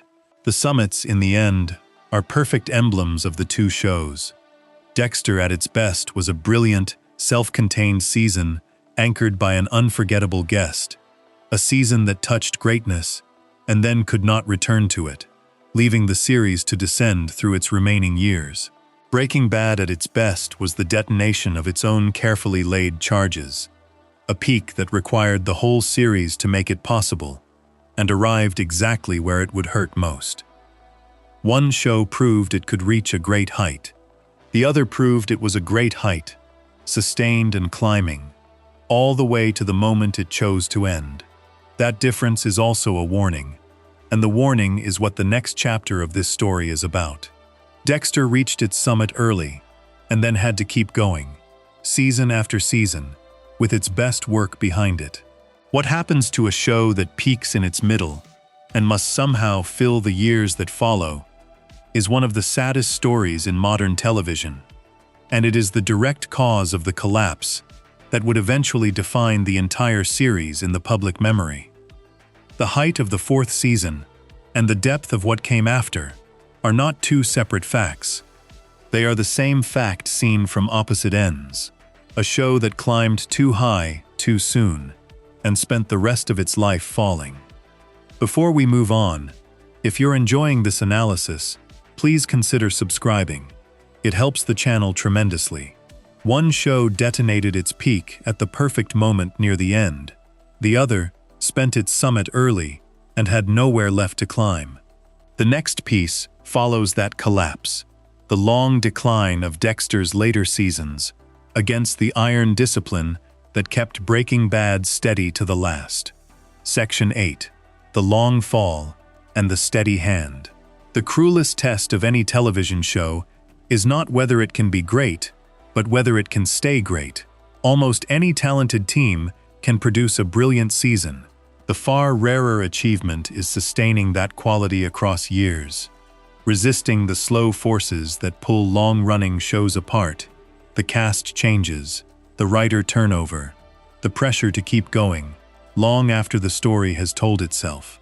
This is the test that separates the good shows from the legendary ones, and it is the test on which these two series diverged most dramatically. One held its quality with an almost unnatural steadiness from first episode to last. The other reached a magnificent peak and then suffered one of the most documented declines in modern television. A slow collapse that eventually stained the memory of everything that had come before. Understanding why one held and the other fell is to understand the invisible machinery of how television actually gets made. Begin with the fall, because it is the more instructive story. Dexter peaked in its 4th season, and the decline that followed was immediate and steep. Sources discussing the seasons after Trinity describe the drop-off in plain terms, how the 5th season felt like a huge step down, both because the show could not match what Lithgow had established, and because what replaced him was so much weaker. The villains that followed were uninspired by comparison. A gang of killers that failed to register. A religious doomsday plot, anchored by a performance that could not carry the weight. Antagonists that felt like things the show had done before. Each season seemed to strain harder to find a threat that mattered, and each fell shorter than the last. The show kept moving, but it had lost its direction, circling a center that, as discussed, could not itself change. The plotting grew loose where it had once been tight. Sources describe how, in the final stretch, major arcs were rushed, supporting characters were sidelined, and subplots were simply abandoned.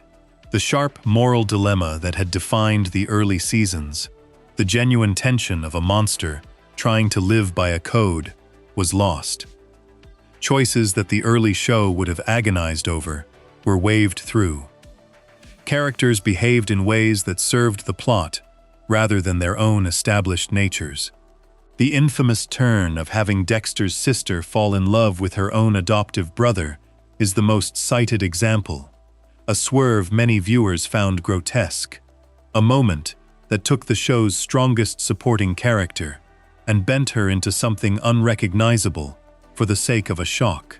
The series that had once been admired for its careful construction became, by its later years, a thing held together loosely, lurching from one development to the next.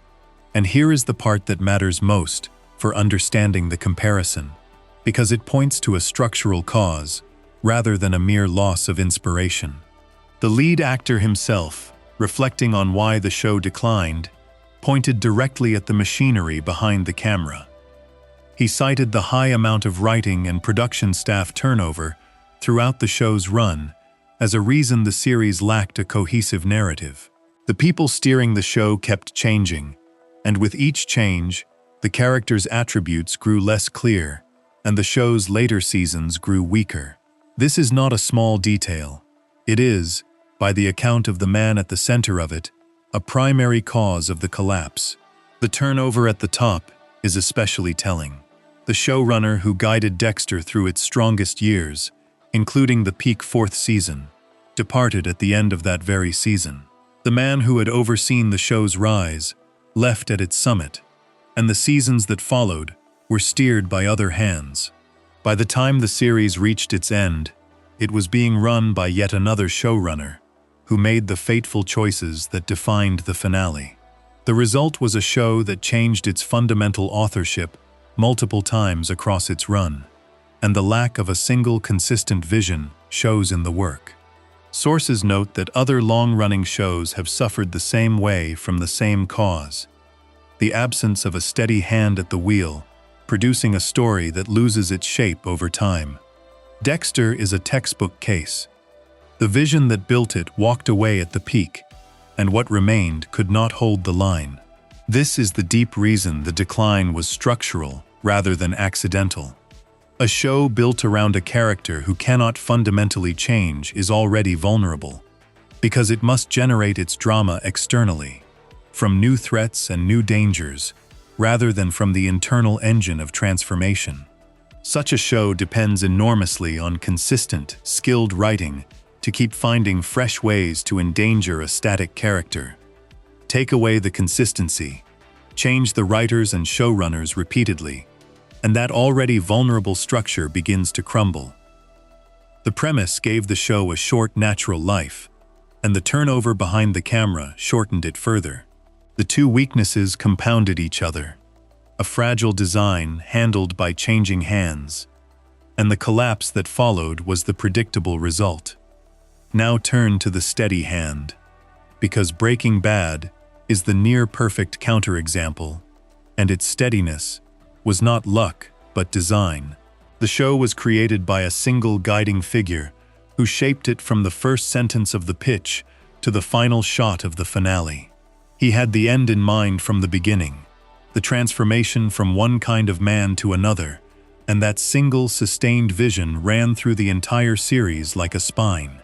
There was no fundamental change of authorship at the peak, no handing off of the show to other hands at the moment of its greatest success.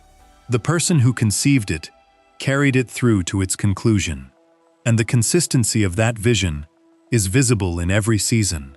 The writing room reflected the same stability. The show is associated throughout its run with a consistent core of writers who worked together across the seasons, a team that grew into the material rather than cycling in and out of it. Names that appear on the early episodes appear on the late ones. The people who understood the show in its first season were largely the people who finished it. This continuity meant that the characters' attributes never blurred the way Dexter's did. That the moral logic established early was honored late. That the show always knew exactly who Walt was and where he was going, because the same minds had been tracking him the whole way. The discipline that produced the tight plotting of the early seasons was the same discipline that produced the devastating payoffs of the last, because it was, quite literally, the same people. That discipline shows in the plotting most of all, where Dexter's later seasons grew loose, abandoning subplots and rushing arcs. Breaking Bad remained famously tight to the very end. Sources describe its storytelling as tight as a drum, each episode gripping, no stone left unturned at the end of each season, a precision of plotting that made it one of the most satisfying shows to watch. Threads planted early paid off years later. A ricin cigarette introduced in one season returned to matter in the last. A machine gun glimpsed in a flash forward found its purpose hours of screen time later. The show treated its own continuity as sacred, and that respect for its own structure was possible because the same hands held it throughout. Nothing was forgotten, because nobody who needed to remember it ever left. Perhaps the most telling proof of the steady hand is the decision the show made about its own length. Rather than running as long as it possibly could, milking its success for as many seasons as the audience would tolerate, Breaking Bad chose to end after 5 seasons and 62 episodes, while it was still at its peak. The creator made this choice deliberately, not wanting to overstay his welcome, ending the series at the height of its quality, rather than letting it decline. This is the single most important difference in how the two shows were managed. Dexter ran for 8 seasons, well past its peak, dragging on for years after its best work was behind it. Breaking Bad ran for 5 and stopped at the top. One show knew when to leave, the other did not, and the difference between leaving at the peak and overstaying is the difference between a legacy that grows and one that erodes. The contrast in length is not a minor point of scheduling. It reflects two opposite philosophies of what a show is for. A show run with discipline asks what story it has to tell and ends when that story is finished. A show run without that discipline asks how long it can keep going and continues until the audience or the network finally tires of it. Breaking Bad had a story with a natural endpoint, the completion of Walt's transformation, and it ended there. Dexter had a character who could be put through situations indefinitely, and so it kept going, season after season, with no natural endpoint, because its static premise offered none. The very design that made Dexter sustainable in the short term, a fixed character who could face endless new threats, made it impossible to end cleanly, because there was no arc whose completion would signal the close. It could always do one more season, and so it did, long past the point where it should have stopped. There is a hard truth buried in all of this, and the sources state it plainly. The decline of Dexter was so severe that it did not merely produce some weak seasons. It retroactively damaged the whole show.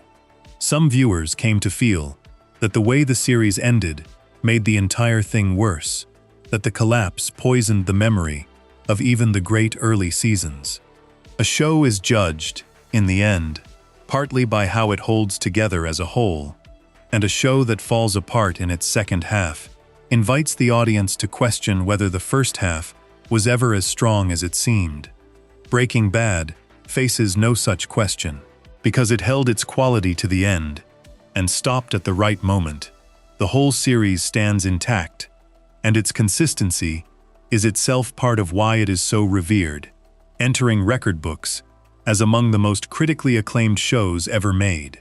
The comparison here is not really about talent, because the people who made Dexter were genuinely talented, and the fourth season proves it. It is about structure and management, about the difference between a show built and run as a single coherent work, and a show that lost its guiding vision at its peak and kept running on momentum. Breaking Bad was a controlled demolition, every charge placed and timed by the same engineers, brought down exactly when and how they intended. Dexter was a building that lost its architect at the top floor, and kept adding stories anyway, each one less stable than the last, until the whole structure leaned. Both reached impressive heights. Only one was built to stand. This is the quiet, unglamorous heart of why one show is so consistently called better written. It is not only the cleverer premise or the braver transformation or the richer supporting cast, though all of those matter. It is the simple, brutal discipline of sustaining quality across an entire run, of keeping a steady vision from beginning to end, of knowing when to stop. Greatness in a single season is achievable. Greatness across an entire series, held without faltering and ended at the peak, is rare, and it is the rarest thing these two shows can be measured by. One did it, the other did not, and the gap between them is widest exactly here, in the long stretch of years, where one show held its nerve and the other slowly lost its way, and the place where that loss of nerve became permanent, where the long decline finally crystallized into a single image that the public would never forgive, was the very last episode. The finale is where a show's whole character is judged in a single hour, where years of choices come due at once. For one of these shows, that hour was a triumph that crowned everything. For the other, it was a disaster, so complete that it became shorthand for failure itself. A final betrayal of a character and an audience that had waited 8 years to see him pay. That ending, and the perfect one it stands against, is where this comparison finally comes to its sharpest point. Before we move on, if you're enjoying this analysis, please consider subscribing. It helps the channel tremendously. One show held its vision steady to the end and stopped at its peak. The other lost its architect and kept building anyway. The next piece is the reckoning every anti-hero must face, the two finales, one hailed as the greatest ever made and the other as the worst, and what the gap between them finally proves. Section 9. How a monster should end a finale is a judgment. After years of choices, the last hour of a show renders a verdict not only on its central character, but on the writers themselves, on whether they had the nerve and the clarity to bring their creation to a fitting close. Nowhere in this entire comparison is the gap between these two shows wider, more visible, or more decisive than in their endings. One produced a finale so satisfying that it is routinely called one of the greatest in the history of the medium. The other produced a finale so reviled that it became a cultural shorthand for failure, an ending that, by some accounts, retroactively damaged the whole series and that even its own lead actor disliked. To set these two final hours beside each other is to see, in the clearest possible terms, the difference between writers in complete command of their story and writers who had lost control of theirs. Breaking Bad's finale is titled with an anagram of the word finale, a small piece of cleverness that hints at the precision of the hour itself. The episode also draws its name and its spirit from an old country ballad about an outlaw who flees and then, unable to stay away, returns to the thing he loves and dies for it. A story that mirrors Walt's own arc with uncanny closeness. The plot is a model of economy. Knowing his cancer will soon kill him, Walt evades a nationwide manhunt to return to New Mexico and tie up every loose end. He secures his fortune for his children through a cold, brilliant manipulation of his former business partners. He has one final, devastating conversation with his wife. He frees his old partner from captivity through a meticulously engineered massacre of the gang holding him. He settles every score, ensures every enemy is dealt with, and finally dies, alone, in a meth lab, the place where his transformation began, with a strange peace on his face. What makes the finale work is not the violence or the cleverness, though both are present. It is the honesty. For 5 seasons, Walt insisted that everything he did was for his family, and the audience, along with the show, was never entirely sure whether he believed it. In the finale, he finally tells the truth, admitting to his wife that he did not do it for them at all. He did it for himself. He liked it. He was good at it. It made him feel alive, in a way his small, disappointed life never had. After years of self-justification, the mask comes off completely, and the man sees himself clearly for the first time and lets himself be seen. There is no music swelling to tell the audience how to feel. No speech. There is only a man finally being honest about who he is, and that honesty is the emotional core of the entire episode. The show had withheld this truth for so long that its arrival lands like a confession in a church. The critical response was rapturous, and it was nearly unanimous. Sources described the finale as receiving universal acclaim upon airing, being considered one of the greatest series finales of all time. Reviewers called it deeply satisfying, surprisingly emotional, fully realized. One major critic awarded it a near-perfect score, praising the closure it gave to the show's intricate story and the power of the lead performance in the confession scene. The final season as a whole earned an almost unheard-of critical score, indicating universal acclaim. The episode was nominated for major awards, and the song that played over Walt's death saw an enormous surge in popularity. Its first lyric, about getting what one deserves, functioning as a quiet verdict on the man dying on the floor. There were dissenting voices, and they are worth noting because they reveal how high the bar was. Some critics felt the finale was, if anything, too perfect, too clean, too eager to give Walt a victory lap. They argued that everything worked out a little too well for a man who had caused so much suffering, that the episode let him die on his own terms when a darker, messier ending might have served the show's rigorous morality better. One critic wondered whether it was believable that Walt's final scheme worked out exactly as planned. Another felt the romanticism of the final moments sat uneasily against the brutality of the episodes just before it. These are real criticisms, and an honest account has to include them. But notice what they are. They are complaints that the finale was too satisfying, too well resolved, too neat. They are the objections of people who got a thoroughly competent ending and wished it had been even more punishing. They are, in the end, a strange kind of compliment, because the worst thing the harshest critics could say was that the show tied up its story too well. Now turn to the other ending, and the contrast is almost violent. Dexter's original finale aired in the same year, and it is, by wide and lasting agreement, one of the most reviled series finales ever made. The plot of that final hour is where the trouble begins. Dexter's sister, after surviving a gunshot wound, suffers a stroke and is left brain dead. As a hurricane bears down on the city and the hospital chaotically evacuates, Dexter goes into her room and takes her off life support.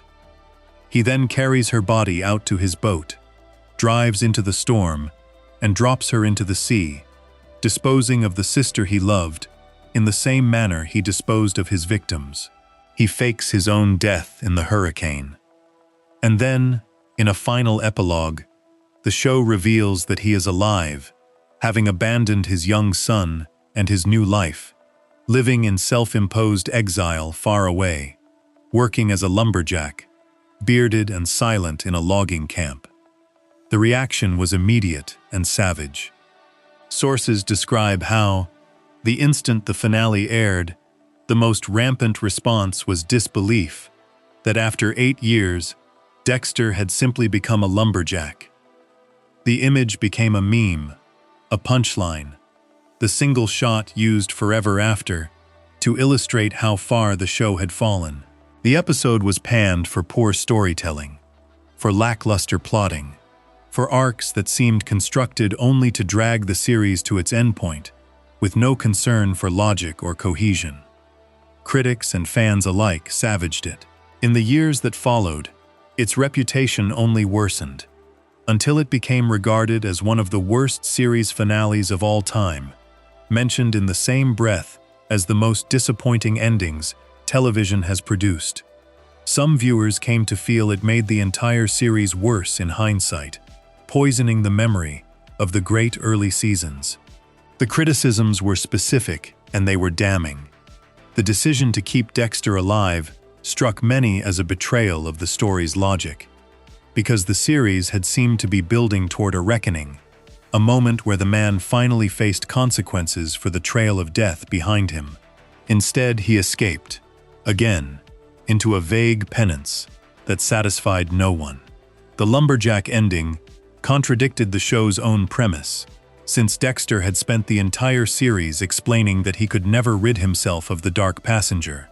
And yet the finale asked the audience to believe he would simply walk away into solitude and silence. The handling of his sister's death was attacked as a betrayal of one of the show's best characters, sounding fine one moment and brain dead the next, killed off to clear the board. The abandonment of his son left viewers incredulous, a practical and intelligent man making a decision that fit neither his nature nor any emotional logic the show had established. And running through all of it was the sense that the writers had panicked under the weight of ending a beloved show and produced something shoddy that one viewer compared to a low-grade movie. Crucially, the people who made the show seemed to agree. The lead actor, asked about his reaction when he first read the final scene, admitted that the lumberjack ending had disappointed him. He offered a generous interpretation of what the writers were reaching for. The idea that Dexter, believing anything he touched would be destroyed, exiled himself out of a kind of twisted love. But the disappointment was unmistakable. He later cited the high turnover of writing and production staff as the reason the show lacked a cohesive narrative, connecting the finale's failure directly to the structural problems discussed earlier. The showrunner who had guided the show's best years and departed at its peak made no secret that the ending was not how he would have done it, saying he had always envisioned a finale where Dexter faced his crimes while awaiting execution. A network executive later admitted plainly that they did not do it justice in the end, that the ending left a bad taste that tarnished the legacy of a great show. The most revealing fact of all is what happened next, because it amounts to a confession. Years after the original finale, the franchise mounted a revival specifically to redeem that ending, to give the character the proper conclusion the first finale had failed to deliver. The showrunner who returned for the revival spoke openly about wanting to redeem themselves, about how the original ending had tarnished the legacy of the series, and how they were determined to get off the list of worst finales. The revival ended with Dexter's death at the hands of his own son, the reckoning the original had refused to provide. Think about what that means. A show so dissatisfied with its own ending that it came back, years later, expressly to do it over. There is no clearer admission that the original finale was a failure than the decision to spend an entire new series correcting it. Breaking Bad never needed to revise its ending, because its ending was right the first time. Its follow-up film existed not to fix the finale, but to extend the story of a beloved side character into new territory. A coda rather than a correction. Set the two finales side by side, and the difference in craft is total. Breaking Bad's ending settled every account with precision. delivered its central character to a death he had earned, and stripped away his last illusion in a confession that recontextualized the whole series. It was the natural, inevitable conclusion of everything the show had built, placed exactly where it would land hardest. Dexter's ending betrayed its own logic, abandoned its own characters, refused the reckoning the story demanded, and delivered an image so absurd it became a joke. One finale was the payoff of a debt carefully accumulated over 5 seasons. The other was the collapse of a structure that had been crumbling for 4. The difference traces directly back to everything this comparison has established. Breaking Bad could stick its ending because it had a single, sustained vision, a disciplined writing team, a character built to complete a genuine arc, and the wisdom to end at its peak. Every one of those strengths converged in the finale. Dexter fumbled its ending because it had lost its guiding vision at its peak, suffered repeated turnover behind the camera, built its story around a character who could not truly change, and therefore could not be satisfyingly concluded, and ran years past the point where it should have stopped. Every one of those weaknesses converged in the finale too. The endings were not random outcomes. They were the inevitable results of how each show had been built and run. A show constructed with discipline produces a disciplined ending. A show that loses its way produces an ending that has lost its way. There is a deeper principle here about how a monster should end, and it is the principle the two finales illustrate from opposite sides. An anti-hero drama makes a bargain with its audience. It asks them to follow a terrible person for years, to invest in him, even to love him. And the unspoken term of that bargain is that the show will eventually make sense of what it asked. It will deliver the character to an end that gives meaning to the journey, whether through death, punishment, reckoning, or revelation. Breaking Bad honored that bargain completely. It gave Walt an end that judged him, that completed him, that told the truth about him. Dexter broke the bargain. After 8 years of asking the audience to follow a serial killer, it refused to deliver him to any meaningful end, letting him escape into a vague exile that judged nothing and completed nothing. The audience had kept their side of the deal for 8 years. The show did not keep its side in the final hour. It would be unfair to pretend the original Dexter finale has no defenders, and an honest account should grant them their say. Some viewers have argued, on later reflection, that the lumberjack ending makes a kind of grim sense, that Dexter's exile is itself the punishment, a life of total isolation with no family, no friends, no purpose, condemned to wake each day carrying the weight of everything he has done. By this reading, the ending is poetic. A man protecting the world from himself. And the problem was never the idea, but the execution, the rushed plotting and sidelined characters that surrounded a concept that might have worked if the show had still been at full strength. There is something to this. The core idea of self-imposed exile as penance is not in itself absurd, but even its defenders concede that the execution failed, that the surrounding hour was too weak to support the concept, and a finale must be judged by what reached the screen, not by the better version that might have existed.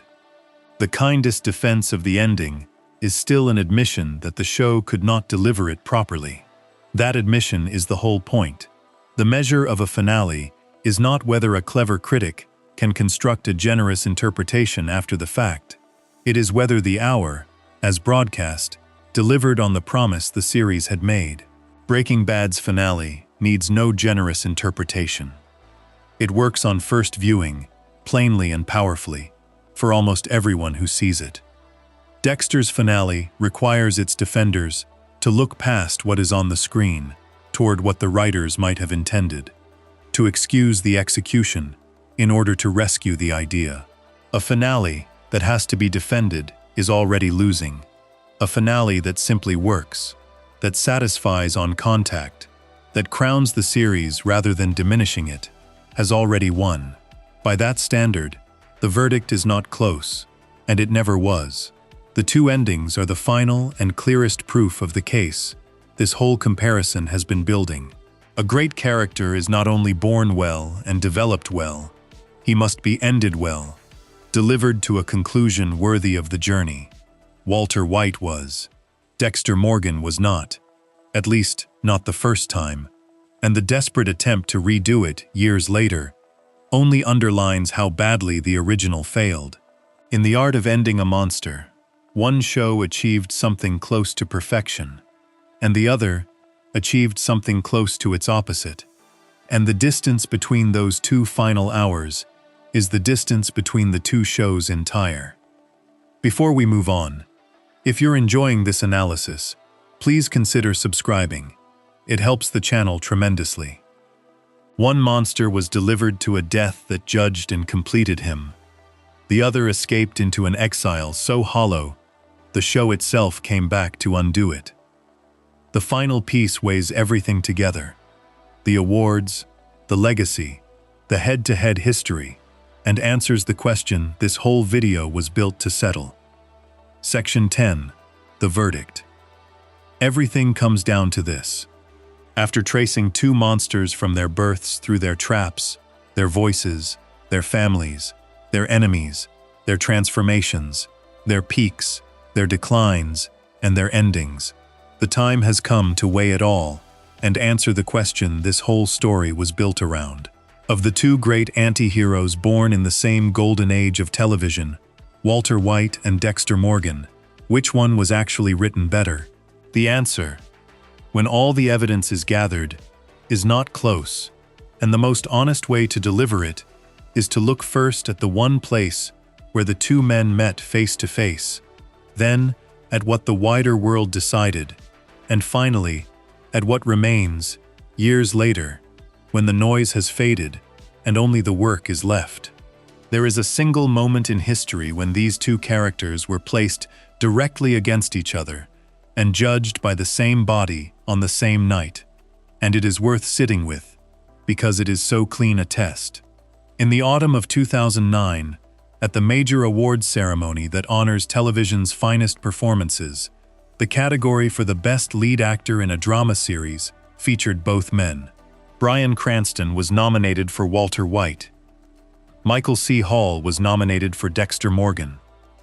They stood in the same field, two monsters competing for the same prize, alongside other acclaimed leads of the era. Cranston won. It was not a fluke or a single good night. It was part of a streak so dominant that sources record him as the first actor in a cable series, and only the second lead actor in the entire history of the award, to win the category 3 years running. Hall, for all the brilliance he brought to Dexter, was nominated and went home without it. That year and across the show's run. The Fuller Awards record only widens the gap, and it is worth laying out because awards, whatever their flaws, represent the collective judgment of thousands of working professionals in the craft. For his portrayal of Walter White, Cranston won the award for Best Lead Actor in a Drama 4 times, a record number in that category's history, and the show itself won Best Drama Series twice in its final years, while earning a critical score for its last season, so high it indicated near universal acclaim. The series as a whole won 16 of those major television awards from dozens of nominations, entered the record books as among the most critically acclaimed shows ever made, and saw its supporting players honored repeatedly, the partner winning 3 times, the wife winning twice. The world it built was so rich that one supporting character spawned an entire acclaimed companion series of his own. Dexter's record is respectable, but it is not in the same league, and the difference is instructive. The show's single greatest piece of recognition went not to its lead, but to its guest villain, the actor who played the Trinity Killer, who won both a major television award and a major film and television award for that one season's work. That is a telling fact in itself.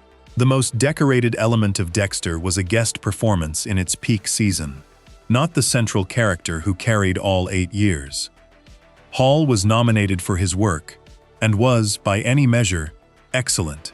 But the central performance that anchored the entire series never claimed the top prize, while the man who played Walt claimed it again and again.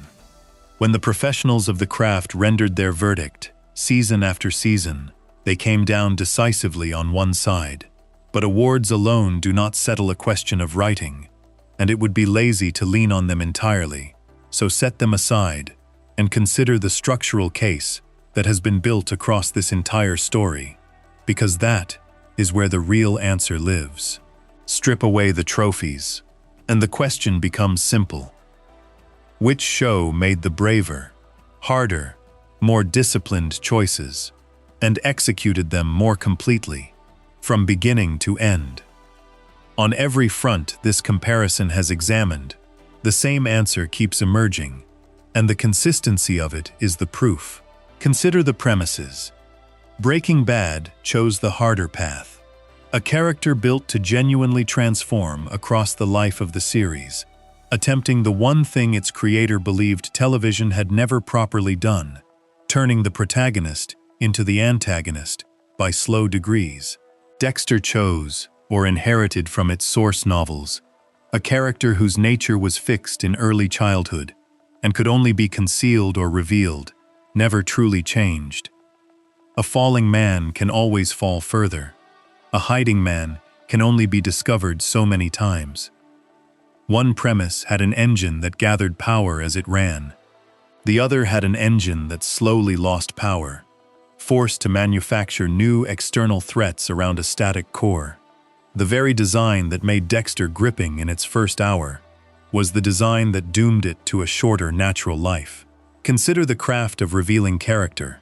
Dexter leaned on first-person narration, a device that let the audience inside the killer's head and built a powerful intimacy, but a device that even its admirers concede is a kind of crutch, one the show depended on so heavily that stripping it away leaves many scenes awkward and empty. Breaking Bad refused narration entirely, trusting the camera, the silence, and the actor's face to carry meaning the dialogue never spoke, building an entire visual language of objects and color, and held shots that made its hero's interior visible without ever stating it. One show told, the other showed, which is the harder and more confident discipline, and the one that leaves more room for the audience to keep leaning in. Consider the people surrounding each monster. Breaking Bad built a world of fully realized human beings, treating even minor characters as people with interiors, taking its unpopular wife and writing her as a complete and morally complex equal, whom the show clearly understood and respected, weathering an ugly audience backlash without abandoning her, and letting a supporting partner grow from a planned early death into the show's beating heart. Dexter produced one or two superb supporting figures, but struggled to give the rest full life, never solving its central wife character, using her finally as fuel, bending its best supporting character into grotesque shapes for shock, and concentrating its energy so heavily on its lead that the world around him never developed self-sustaining richness. Consider the villains. Here the comparison is closest, and honesty requires admitting it, because Dexter's Trinity Killer is arguably the single finest individual antagonist either show produced, a performance of operatic dread that even the masterful restraint of Breaking Bad's great villain does not quite match. But the Trinity Killer was a self-contained masterpiece who arrived and departed within one season, while Breaking Bad's villain was woven into a continuous, escalating design whose influence stretched across the whole series and beyond it. One show made a perfect villain for a single season. The other built its antagonists into an architecture that never needed to reset, because its true villain was always the hero himself, becoming more dangerous than any enemy he faced. Consider the peaks. Dexter reached its summit in its fourth season, through a guest performance contained inside a single self-enclosed story, and then spent the majority of its run descending from a height it could not climb again. Breaking Bad reached its summit near the very end, as the natural detonation of everything the series had accumulated, requiring nothing imported, placed exactly where it would land hardest. One show peaked in its middle and fell. The other peaked at its close and stopped. Consider the discipline. Breaking Bad was guided by a single sustained vision, from first pitch to final shot. A consistent core writing team, plotting so tight that threads planted early paid off years later. And the wisdom to end after 5 seasons, while still at its peak. Dexter lost the showrunner who built its best years at the moment of its peak, suffered repeated turnover behind the camera that its own lead cited as the reason the show lacked a cohesive narrative, grew loose and rushed in its plotting, and ran 8 seasons, years past the point where it should have stopped. One show was a controlled demolition, every charge placed by the same hands. The other was a building that lost its architect and kept adding floors until it leaned. And consider the endings, where the gap is widest of all. Breaking Bad delivered a finale, hailed as among the greatest ever made, settling every account, delivering its hero to an earned death, stripping away his last illusion in a confession that recontextualized the whole series. An ending so right, it needed no revision. Dexter delivered a finale, regarded as among the worst ever made, betraying its own logic, abandoning its own characters, refusing the reckoning the story demanded, ending on an image so absurd it became a punchline, an ending so wrong, the franchise returned years later, expressly to undo it. One monster was ended well, the other was not, and the desperate attempt to redo it is the clearest confession of failure a show can make. Add it all together, and the pattern is unmistakable. On premise, on craft, on supporting cast, on structure, on peak placement, on discipline, and on ending, the same show keeps winning, and it wins not narrowly, but on the fundamental questions of how a long-form story is built and sustained. The only category where Dexter has a genuine claim is the single greatest individual villain, and one magnificent guest performance, however brilliant, cannot outweigh a series that was superior in nearly every structural dimension across its entire length. This is the heart of the verdict. Dexter was capable of greatness in concentrated bursts. Breaking Bad was great as a sustained, coherent, complete work from beginning to end. And in the art of television, the sustained achievement is simply the higher one. So the answer to the question is clear. Walter White was the better written character, and Breaking Bad was the better written show, by a margin that the evidence makes difficult to dispute. But it would be a mistake, and a disservice to the truth, to end on a note that treats Dexter as a failure, because it was not one. To be the lesser of these two is no shame at all, given what the comparison is against. Breaking Bad is not merely a good show. It is one of the handful of series routinely named the greatest ever made, a record-setting landmark that defined an entire era of television. To lose to that is to lose to the very top of the medium, and Dexter, at its best, stood close enough to that summit to make the comparison meaningful in the first place. A weaker show would not even belong in the conversation. Dexter gave television one of its boldest premises, the experiment of making an audience love a serial killer, and largely succeeding. It gave the medium a 4th season that stands among the finest individual seasons ever produced, anchored by a villain who belongs in any honest list of the greatest. It gave a generation of later shows a template for the intimate inner voice, a narrative device its influence carried forward into series that followed. It created a character so durable that, despite a finale that should have killed all interest, the franchise kept returning, with revivals and prequels and sequels, because audiences could not quite let the man go. There is a strange tribute buried in that persistence. A show with no hold on people does not get resurrected. Dexter kept coming back precisely because, for all its flaws, it had created something people genuinely cared about. A monster They wanted to keep watching, even after the writers failed him.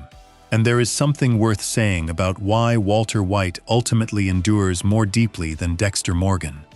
Beyond all the structural arguments, something that gets at the real reason one of these men lives so much more vividly in the cultural memory. It comes back to the question of change, and to the ambiguity the writing was brave enough to leave unresolved.